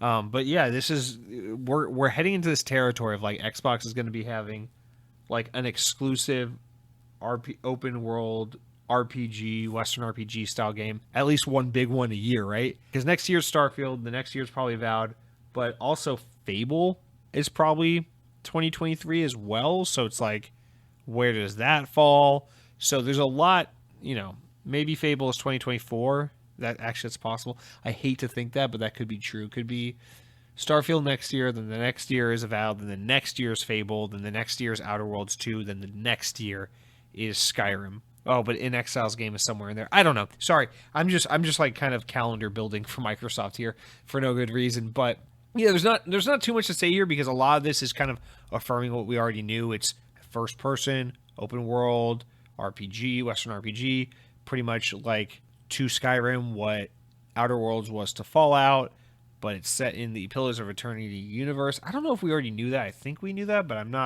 I don't remember it if we did know that. But yeah, this sounds promising. Glad to see Joe's Corden is high on this.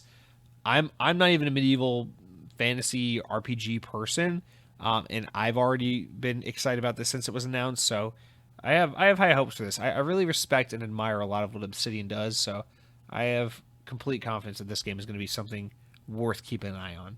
All right, our next story here comes from VGC, and this is more of a finally and less of a story. But Rockstar have officially announced that Grand Theft Auto, the trilogy, the definitive edition, will be coming sometime this year. In an update on its website, the company said the collection will be coming to Xbox Series X, S, 1, and the Rockstar Games launcher via PC before hitting mobile devices in 2022. Grand Theft Auto, the trilogy, the definitive edition, will feature across the board upgrades, including graphical improvements and modern gameplay enhancements for all three titles, which are, of course, Grand Theft Auto 3, Grand Theft Auto Vice City, and Grand Theft Auto 4 San Andreas. Or, sorry, Grand Theft Auto San Andreas. 4 is a different game.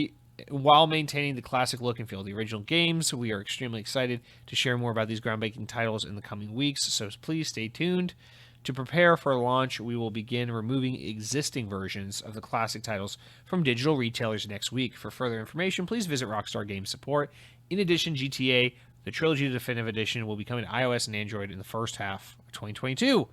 So this is interesting. This is clearly their way of saying this is the way we want you to play these games going forward. So GTA 3, Vice City, and San Andreas have all been available on the App Store, on the Xbox Store, and all these things for a while now, for years actually. And they're basically removing them, saying that this will be the replacement for them. That's kind of crazy. Obviously, they'll be launched kind of a la carte style on mobile, but the plan is to release it all as a one bundle on console. So it'll be weird to see. At some point, will they offer it a la carte? Will I be able to just buy one or two of them? If so, I would love that, because I only want Vice City. I don't want San Andreas or 3, but I think that's something to consider. Also, there are rumors and reports going around that this is going to be a $70 collection, which is crazy if that's the case, considering that the mobile ports and like the PSN downloads for like the PS2, GTA 3, and all that stuff have only been like $8 to $15 or whatever they've been. So that would be a massive markup for each title if that's really the case, is that's going to be a $70 bundle. which means like on iOS that might be like 15-20 bucks a game. I don't fucking know. That's a lot of money. So that's something to keep in mind as well. But the other thing is reports are suggesting this will likely be out in December or so. That sounds feasible. Rockstar traditionally likes to be a very like short announcement to release kind of window time frame company, and they said that they were going to get it out this year still. So if they actually are able to hit that, yeah, that, I mean, come on, we're like 2 months away. So that's pretty exciting. That's a cool one. I obviously won't be giving a shit about this at launch because Halo Infinite, but I definitely want to pick this up for, if anything, for, GTA Vice City alone. I definitely want to play that game just with modernized controls and things like that. Like the old visuals don't bug me so much. I just want a bumped resolution and aspect ratio. But the controls do bother me. If you go back and play GTA 3, that game does not control exceptionally well. So yeah, if you can just play, if I could just play those games and have them have like a more of a GTA 5 style control system, and feel, then I would absolutely 100% take that over. Having to just play this old like archaic port from like the Xbox Live Marketplace or whatever. So overall, this is a rumor I'm tired of seeing. We've just been seeing this so much for months and months now. So to finally have it confirmed officially, feels good to have it out. There you go, Rockstar. Everyone knew about this already. Was that so hard to just finally talk about it? Our next one comes from VGC, and the report says that the next Far Cry game could shake up this series with a greater focus on online play. It has been claimed. An Axios source has spoken with Ubisoft and claimed that they've been exploring a more online-oriented approach to the next entry in the long-running franchise.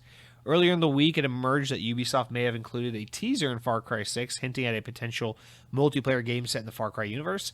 And in June, Bloomberg reported, or Jason Schreier of Bloomberg reported, that Ubisoft could also be set to take the franchise in a new direction with Far Cry 7. Triple Click Podcast.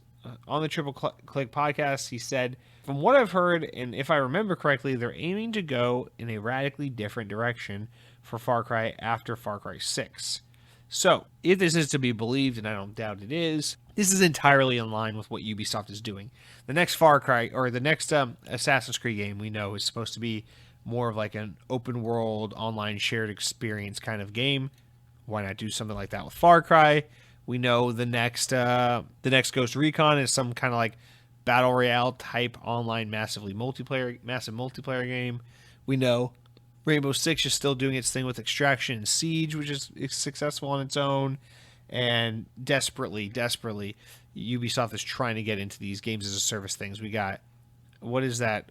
What's the fucking name of that? I just forgot. They just announced it not too long ago. It looks like Call of Duty or whatever, but it's just another, man, I totally forgot the name of it. But it's that free-to-play shooter that's on the way.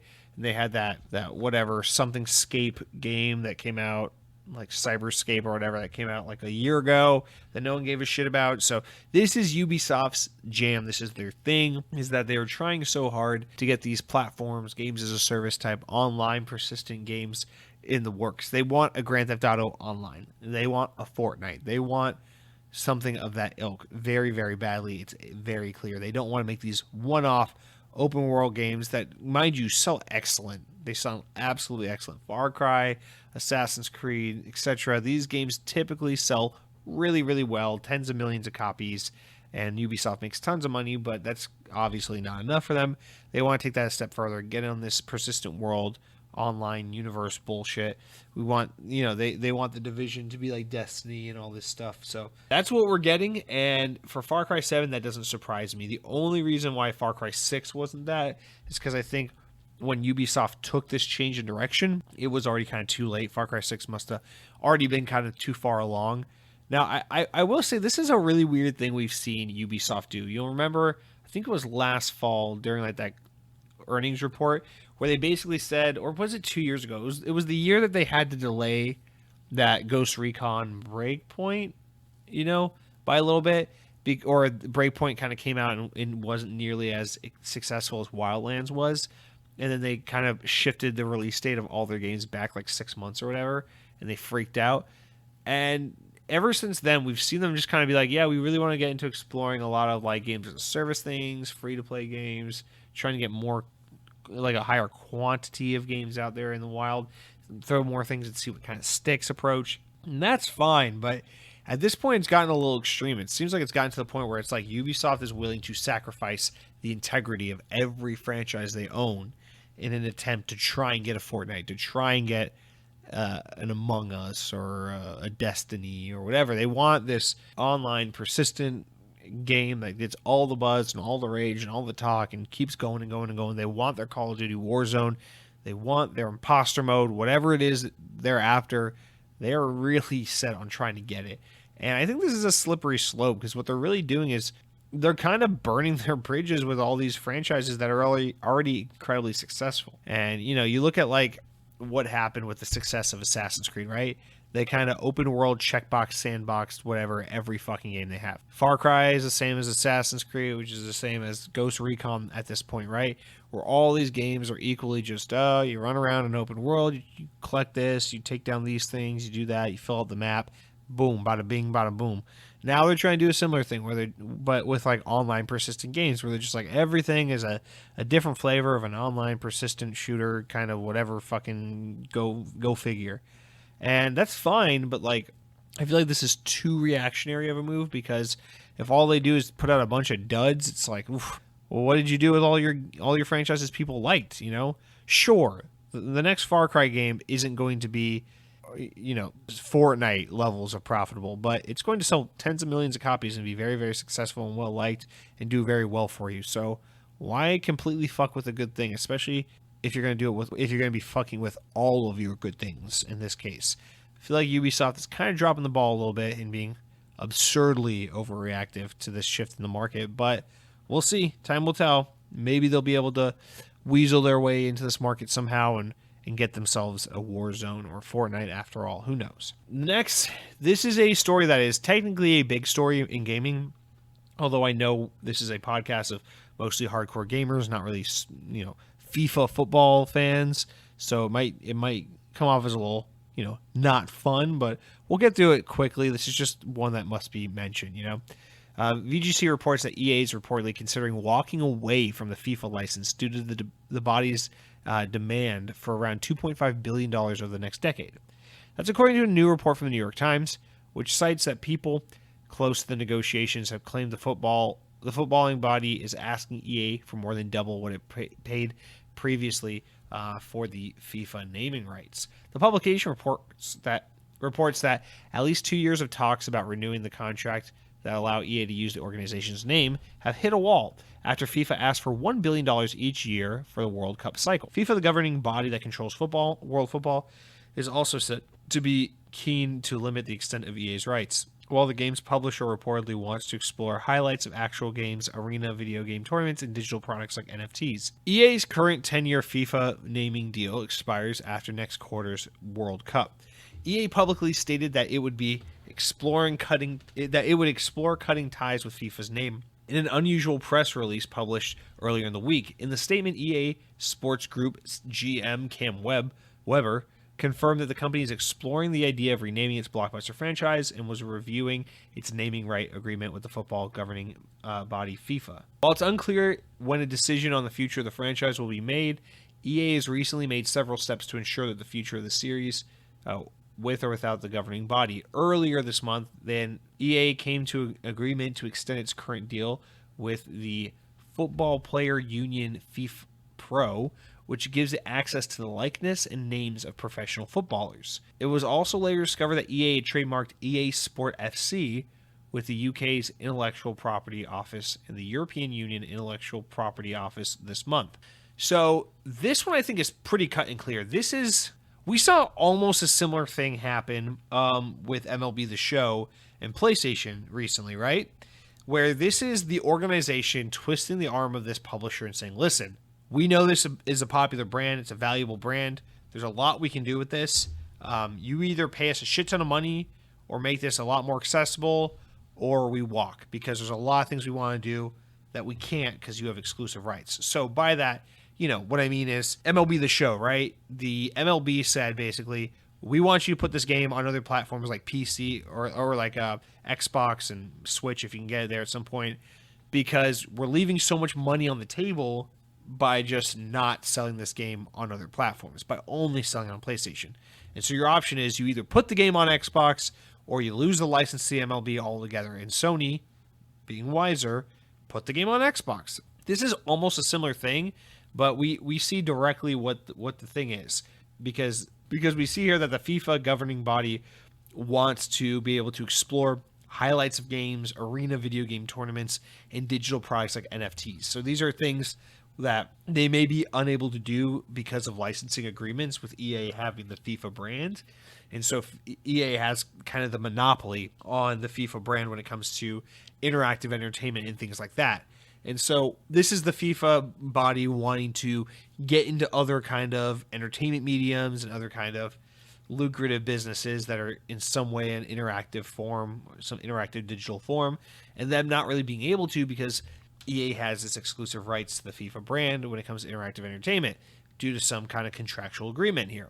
That's what I'm gathering, and basically what they're saying is, hey, we're leaving tons of money on the table by not getting invested in these various aspects, these various businesses. So here's the deal. You're going to pay out the ass for this license. So much money that it basically makes up for us not being able to get invested in those other opportunities, or you lose the FIFA license altogether, we walk with it, we do other shit, or you at least don't have it exclusively.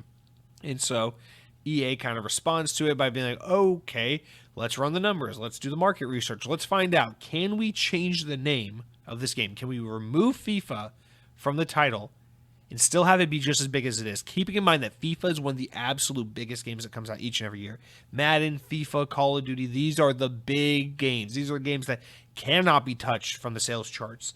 So this is huge. NBA, 2K, those games as well. So this is a huge dice roll for EA, right? Because they are currently by far the biggest name in soccer, right? In soccer video games, right? And that Konami game, I forget the name of it, is actually the second most popular alternative. It's done pretty well over the years. This current one is completely broken and fucked for many reasons, but generally that Konami soccer game does pretty all right. And I think the folks at EA might be looking at this as saying, listen, we already have the superior product. We already have this built-in fan base. Is there a way we can market to our audience and say, basically, hey, it's still the same FIFA you love, but now it's got a new name, and carry that on without having to pay this exorbitant amount of money for this license? And I think that's what the executives and everyone at EA and the lawyers and everyone are trying to crunch and figure out right now is, can we make this work without this brand? And so that's why you see them going back and extending their deal with the Football Players Union, because this means they can still use the teams, they can still use the players, they can still use the jerseys, they can still use the stadiums and have all the same content in the game. It just won't be FIFA branded anymore. Now it will be whatever, like, EA Sports FC, whatever the fuck they want to call it. I think there's a way they can make this work. As a layman, as a complete layman, as not a soccer fan, someone who just doesn't know what the fuck they're talking about, I don't think FIFA lives and dies because of the FIFA brand. I think it lives and dies because it is the premier football game experience, soccer game experience. So I think if you can come up with a name that works and properly market in a way that conveys to your audience, like, this is that FIFA game you love, now it's over here, then I think this might be the way to go, because there's just so much money. I mean, $2.5 billion. That is just absolute absurd amount of money to be, expecting over the course of the next decade. So again, it's just like, if you felt confident that you could get away with still having the biggest game by far in soccer, the biggest soccer video game on the market, but also weasel your way out of paying $2.5 billion for a license that isn't even the biggest part of your game. The big part of the game is the quality of the game, the fact that you have the players, the teams, the stadiums, all that license shit. If you can retain that and walk away from the name that's costing you $2.5 billion over the next decade, wouldn't you explore it? So I think that's what we're up against here. And I think that's actually kind of an interesting situation, right? Because this is really tricky. We're in a time where, yes, maybe now's the time to do this if you're going to do it, because the competition took a huge stumble this year and burned a lot of bridges and built a lot of bad will with its audience. with Konami and everything. So maybe this is the year to change from FIFA to something else if you're going to do it, because basically the market's going to be like, well, FIFA's gone, but we can play this other new thing that's apparently really good, just like FIFA used to be. And then there's the Konami one, which is apparently a broken piece of shit, so you don't want to play that. And so I think you might want to strike while the iron's hot. You don't want to re-up this license while it's super expensive. You want to do your name change and get away from the competition and kind of reestablish yourself at a time where you're on top of the world and they're hurting.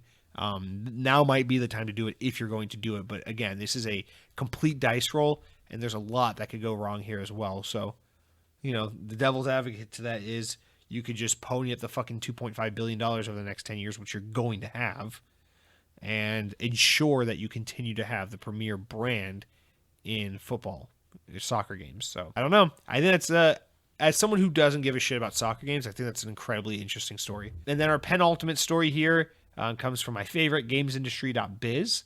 This is a little sad one for me. Ryu ga Gotoku Studio, the developer behind Sega's popular Yakuza series, has overhauled its management structure as two prominent members leave the company. Toshihiro Nagoshi, the creator of the Yakuza series, and producer Daisuke Sato both announced that they are departing from the studio and from Sega. The revelation came from a blog post revealing that the new team structure, with former series Masayoshi Yokoyama taking over as director and executive producer of the studio. Producer Hiroyuki Sakamoto steps up to chief producer, while director Ryosuke Hori steps up to chief director. The studio's leader also includes technical manager Yutake Ito, who directed this year's spin-off game Lost Judgment, art director Nobuki Mitake, animation director Takayuki Sorimachi, and visual designer and creative director Daisuke Fukagawa. In a statement, Nagoshi thanked fans and colleagues for their support over the years, saying, quote, "As of today, a new Ryugai Gotoku studio is born where the series will live on." He said, "Though I don't know for sure what they will create, I believe the new generation will further enhance the foundation we built over the years and deliver great games to the world." Nagoshi also stepped down from Sega's board of directors in earlier years. Back in August, it was reported that that he was in final talks to join Chinese publisher NetEase. Ryuga Gotoku Studio was founded in Nagoshi 10 years ago and is now working on a sequel to Yakuza Like a Dragon. All right, so this is a story that we saw coming with the rumors of NetEase kind of luring in Nagoshi a few months ago rather. So that's not a total surprise, but he's also bringing with him Daisuke Sato. So we got the series producer and the series creator basically leaving together. That is like your two top dogs right there. Just completely stepping away from this. So in that respect, this seems like a red flag. Like, oh, that absolutely sucks. Not a red flag in that the studio was in trouble and needed to be abandoned, but a red flag in that this could be a turning point for the studio where things start to get worse, unfortunately.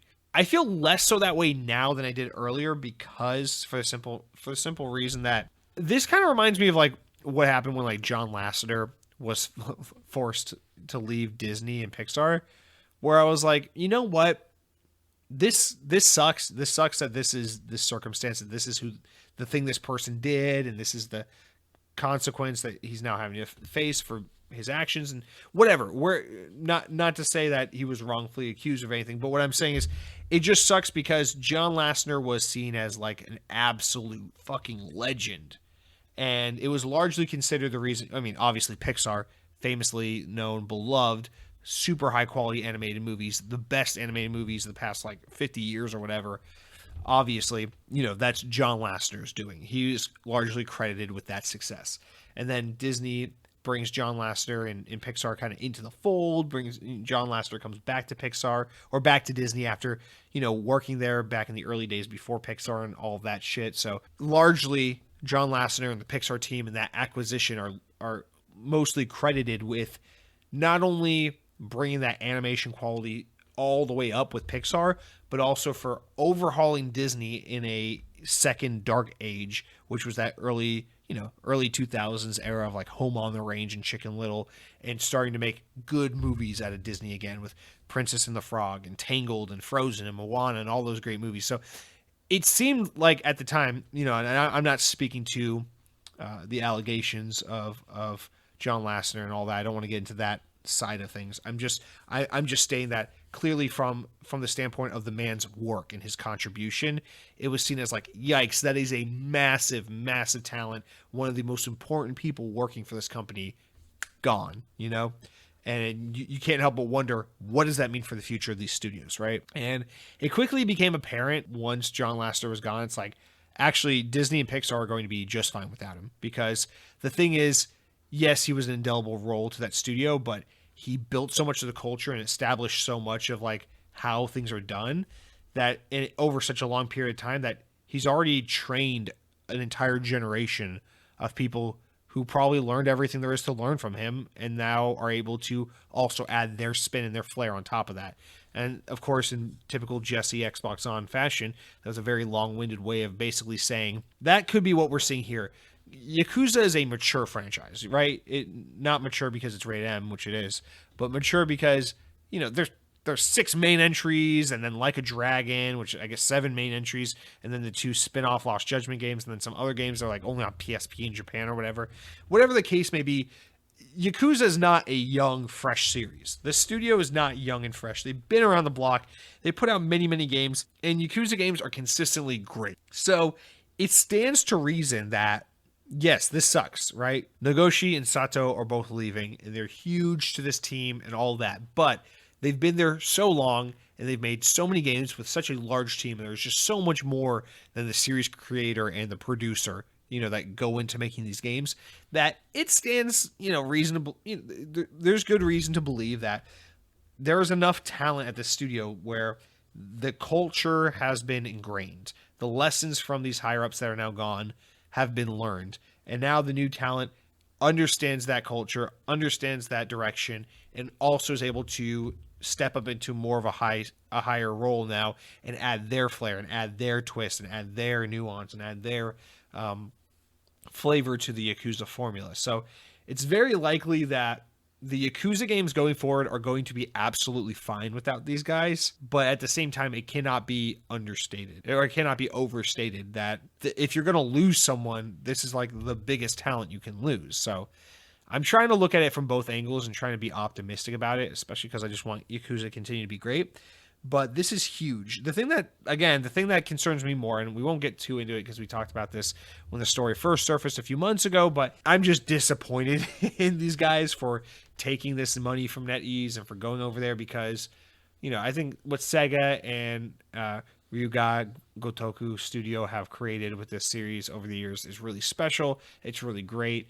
I would like to see them continue to make this awesome series of video games with this significantly better publisher for this more free market rather than go to NetEase, which has tons and tons of Chinese government control kind of, seeding through that and governing how this company operates and tons of communist dollars invested in it. And just, I don't know. We've already talked about it extensively on this podcast before. I am very anti-communist Chinese influence in video games. I'm very much anti-communist dollars entering the games industry and all that. I think this is bad for absolutely everyone. And if you don't believe me, just look at the stories. I haven't been covering them on this show because I don't want this to seem like the Xbox Let's Bash on Communism show. I want this to be the Xbox podcast. So, but there have been a lot of stories coming out very recently about all the kinds of ways the Chinese government's trying to get involved in gaming and limit the amount you can play games and limit the types of games you can play and limit the types of content games can have. This is just simply not good. It's just simply not good, okay? This is like, I don't think this is defensible in any way whatsoever. The U.S., our shitty-ass broken government that's absurdly corrupt and stupid in every way humanly possible and just completely a fucking failure and embarrassment and a sham. As much as our government in this country is that way, I gotta say, the government doesn't get to step in and tell, what's a good example? Doesn't get to step in and tell American game developers what kind of content they can and can't include in their games and what kind of audience is allowed to play them and how they don't get to go around and tell Sony and Nintendo and Microsoft, hey, you gotta limit the amount of play time that these users can be on your consoles. You gotta shut them down. If they're logged online for more than X amount of hours a week, you gotta cut them off. They can't play this many hours of games. You can't say this in a video game. You can't whatever. This week, actually, perfect example. This week, coming to Xbox, Disco Elysium, game literally made by a studio that celebrates Stalin and has a picture of him hanging on their wall and deals with like themes of communism and shit like that. Like literally a game that kind of celebrates that shit to an extent. That game came out, is available in the US market, and there's nothing anyone can do about it. Our government can't do shit. The game exists. It is what it is. Deal with it like it or not. The US government has always looked at communism as a boogeyman and always tried to make, Americans like drool on command, like fucking watchdogs when they hear the word communism. And yet that's a game that is allowed to be released into this market for everyone to play and be exposed to and to draw their own conclusions and opinions on based on, the game. And that's awesome. That's how it should be. The Chinese government gets to step in when they, when there's a bunch of that kind of money and influence on these Chinese publishers and developers and say, well, you can't talk about Taiwan. They're not a real country. You can't mention them. Well, you can't let our players play more than X amount of hours of this game. Well, you can't say this negative thing that might make, the Chinese government sound bad. You can't do that. So you got to change that. And they get to step in and change all the creative control and change the boundaries and change how the games work. And that's just, I think it's morally irreprehensible. I don't think there's any amount of money that a company like Tencent or NetEase should be able to go out and throw around at these Japanese and American and European developers and say, hey, come with us. We got money. We'll fund you. I think at some point you have a moral dilemma and you have to ask yourself, am I going to kowtow to this evil money and do the wrong thing? Or am I going to stick with literally any other option? Literally any other option. These two guys in particular had great standing with Sega and were in great positions of power and had no real financial reason why they had to leave. Didn't have to leave. They chose to leave. And I think that is a morally false decision to make. I think that is a poor decision to make from a moral standpoint. You see all these startups, all these small studios, all these independent developers taking money from these companies, NetEase, Tencent, all these guys, like invest in us, give us your money, buy us out, whatever it is. You don't think like there aren't a million other companies that would be interested in investing in you? If NetEase is willing to give you X amount of dollars, you don't think there's some other Western or Japanese publisher or developer that might be interested in throwing some money your way? But they always go with the money from the communist Chinese government that's also like disappearing Uyghurs and murdering their own people and shit like that. But whatever. Not allowed to criticize the Chinese government, but we can, Kotaku won't write the article on this kind of shit, right? But they'll write the article on cockfighting, right? Because, God forbid some fucking fictional video game chickens fight each other to the death in a Tekken arcade minigame style, right? But no, don't worry, it's okay. We can just keep retaining that China's awesome, that the Chinese government's awesome, and that Taiwan's not a country, and that we're not fucking murdering and disappearing thousands of people all the time. Whatever, everything's good. All right, wrap up story. Call of Duty Vanguard, I know you hate it, but this is an interesting one. A pair of Call of Duty Vanguard writers have said they want to help create 2 sequels to the game. Discussing the upcoming shooter and its prequel comic during a New York Comic-Con panel, Sledgehammer Games contractor Sam Maggs said she hopes that Vanguard's characters can become new mascots for the blockbuster franchise over multiple series entries. She said, quote, "We came to this process by saying, how do we make the iconic COD characters? Because, you don't really have that in Call of Duty right now," she said. When you think about a game like Halo, you think of Master Chief, but when you think about COD, there's none of those characters that really stand out. And so we came to this being like, who could be the flagship COD characters? Because we want to make Vanguard 2 and Vanguard 3, because we have 2 more stories that we really want to tell with these characters we've created. So we're hoping that if people love them as much as we do, that we get to continue the story of these people and make them sort of like figureheads for this era of Call of Duty, basically. Okay, so I love what Sam Maggs is saying here, and I also absolutely disagree with it.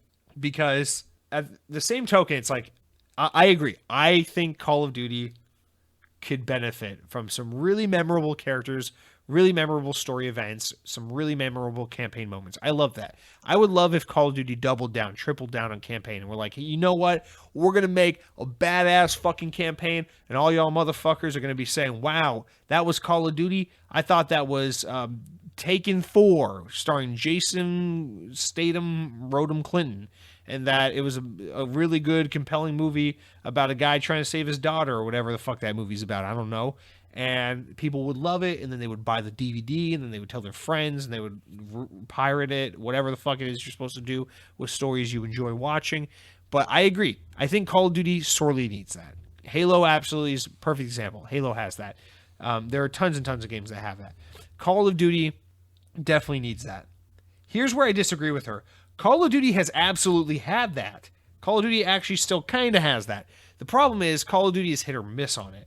I mean, the Modern Warfare games, I'm not as big a Modern Warfare guy as some other people. I mean, you got Soap and all those characters who people absolutely love. So that's completely ridiculous to just write that off. As a bigger Black Ops fan myself, are you fucking kidding me? Black Ops has tons of Mason, Woods, Hudson, and then even more recently in Black Ops Cold War, fucking Adler. He's fucking awesome. Adler is a fantastic character who fits right in on the Black Ops universe. And I walk away from playing Black Ops Cold War, and I'm like, I kind of wish Russell Adler were in the older Black Ops games too, because he fits in so goddamn well. So you've got, I don't know, you got like Price from Modern Warfare. You got Alex Mason, Frank Woods, Russell Adler, Hudson, all those guys. And then, I mean, if you can even get into the fucking Nazi Zombies characters, where you got a bunch of memorable characters there as well, like Dempsey and Takio and Sam and all those fucking characters. Like, Call of Duty has tons and tons of memorable characters. Now, I will say, Sledgehammer's Call of Duty's never had memorable characters between COD World War II and COD Advanced Warfare. Infinite Warfare didn't have memorable characters. Black Ops 3 didn't have memorable characters. So yeah, a lot of these more recent COD games during like the Xbox One era sorely lacked true, memorable, lovable COD characters. But I don't know, man, like Modern Warfare 1, 2, and Black Ops 2, and Black Ops Cold War, and Modern Warfare 2019, I'd argue these games absolutely have. Now, are they Master Chief quality characters? No. But, dude, fucking Frank Woods from Black Ops 1 and 2, that's like the most iconic Call of Duty character there is. His fucking personality, he's like just dropping F-bombs every 2 seconds, being a total badass, talking about the Vietnam War and shit with Alex Mason. Like, that's the most iconic Call of Duty character to me. I feel like this person's kind of underselling and writing off some of the importance of the very franchise she has the opportunity to be a part of. But also, I agree with what she's saying in that she wants to try capture that spirit. Here's the bigger point. Sledgehammer doesn't have that. Clearly what's happening with Call of Duty right now is Activision, whether it's Activision or everyone's individually come up to the same conclusion, which I doubt. I assume this is Activision. They want these teams to find their independent sub-brand and lean hard into it. What was the most successful thing Infinity Ward ever did? It was Modern Warfare. Not Ghosts, not Infinite Warfare. It was Modern Warfare. So we're back to Modern Warfare. We're back to those characters. We're back to those stories. Boom. What was the most compelling thing Treyarch ever did? It wasn't Call of Duty 3. It wasn't Black Ops 3. It wasn't Black Ops 4. It was the OG Black Ops 1 and 2 games. Those were so that's what they did with Cold War. We went back to that kind of Black Ops, the Cold War, Vietnam era Black Ops, the Mason and Woods kind of stories and all that shit. We're back to that. And so what we've seen is like everyone's kind of comfortably getting into their sub-brand of Call of Duty, right? Sledgehammer never had it because they've only made 2 Call of Duty games. They were both unrelated to each other, and they both equally failed at making memorable stories and characters. So if what they're trying to say here is Vanguard is our attempts at building a Black Ops. It's our attempts at building a Modern Warfare. I love that. More power to you. I fucking love that. I know people like to shit on the idea of Call of Duty being in World War II, but I actually think it's really cool to think about Call of Duty in 3 pillars. You have the World War II Call of Duty, then you have the Cold War, Vietnam, Korea War, kind of like I don't like 50s through like 50s, 60s, 70s kind of era Call of Duty. And then you have the modern warfare Call of Duty, which is like, like maybe like '05 to maybe slightly near future-ish, which is like 2030 or something like that. That kind of time frame, that 20-year gap. I think that's the perfect way to handle Call of Duty. You have the past, the middle part, and the present. Like the far past, and in that way you kind of cover the spectrum of war. You get like the earlier like the early days of like fully automatic fun weapons like World War II, and then you get like the kind of mid years with all that Vietnam Cold War shit, and then you get like the modern cool super techie stuff. Stay away from the future warfare shit, because every time Call of Duty does it fucking sucks. Don't do it. But I think this is cool. I love this idea of like, let's have these 3 distinct eras of Call of Duty represented. So, maybe you don't like World War II. Well, don't worry. Play the other Call of Duties. They'll be out the next year, right? Maybe you don't like Modern Warfare. No big deal. Stay put. The World War II one will be back in a year or two. I like having those different settings to kind of rotate with. And I understand what they're saying here is kind of like, we need Vanguard, or we want Vanguard to be our Black Ops, to be our Modern Warfare. But I don't think you should discredit the contributions of Black Ops and Modern Warfare in saying that, which is kind of what she does here. But also that also puts a lot of pressure on them, because remember, no one had any expectation of what Modern Warfare was going to be in 2007 when it came out. It just came out, it was fucking phenomenal and changed the world and was amazing. Everyone loved it. And that was the start of that. Black Ops, everyone was like kind of pumped for it, but like also at the same time it was like, all right, you're the second guy. You're not the Modern Warfare guys. World at War was pretty good, but like let's see what you got. And then Black Ops came out and was like, whoa, this is fucking good. This is a real big step up from like Call of Duty 3. And Treyarch stuck their flag in the ground there. Sledgehammer has yet to do that. They've yet to put out a really solid Call of Duty game, and Vanguard's coming out in a time where no one wants World War II Call of Duty. No one even likes Call of Duty right now. It's really popular. I mean, obviously people like it. It's going to be the best selling game of the year, but it's really popular to hate on Call of Duty and to be down on it and to trash it and to make YouTube videos talking about why Vanguard's going to suck, even though it's going to sell more copies than you could ever hope to imagine. But I guess what I'm saying is Sledgehammer is trying to make their magnum opus, their brand of Call of Duty, their stake in the ground, their Modern Warfare, their Black Ops, in a time where seemingly everything's against them. Everyone keeps saying Battlefield and Halo are better this year. Who gives a shit about Call of Duty? Everyone's saying, why is Call of Duty going back to World War II? Nobody wants that. Everybody's saying Sledgehammer's the worst. They make the worst Call of Duties. Why do we care what they are doing? That's not saying they can't do it, but they sure have a lot of bias to work against if they're going to make this happen. That's all I'm saying. So that's going to do it for all of our news this week, guys. Let's quick jump into the important enough news. Stories important enough to make the podcast, not important enough to warrant their own discussion. So first one, Ubisoft has delayed its closed test for its recently announced Ghost Recon Frontline game without explanation. In a message posted on Twitter, they said, we have decided it's best to postpone the closed test for Tom Clancy's Ghost Recon Frontline.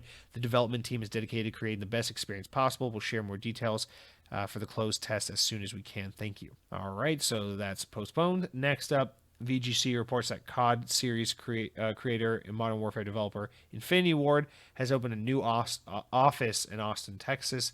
The new development team has joined the existing ones in Polo, Mexico, and California, which is, of course, the original. Infinity Ward is expanding to their studio and excited to announce the creation of Infinity Ward Austin. That was what the tweet said. Next, Windows Central reports that Master Chief Collection Season 8, dubbed Mythic, the final season of Halo Master Chief Collection, is now releasing. It is available on Xbox and PC.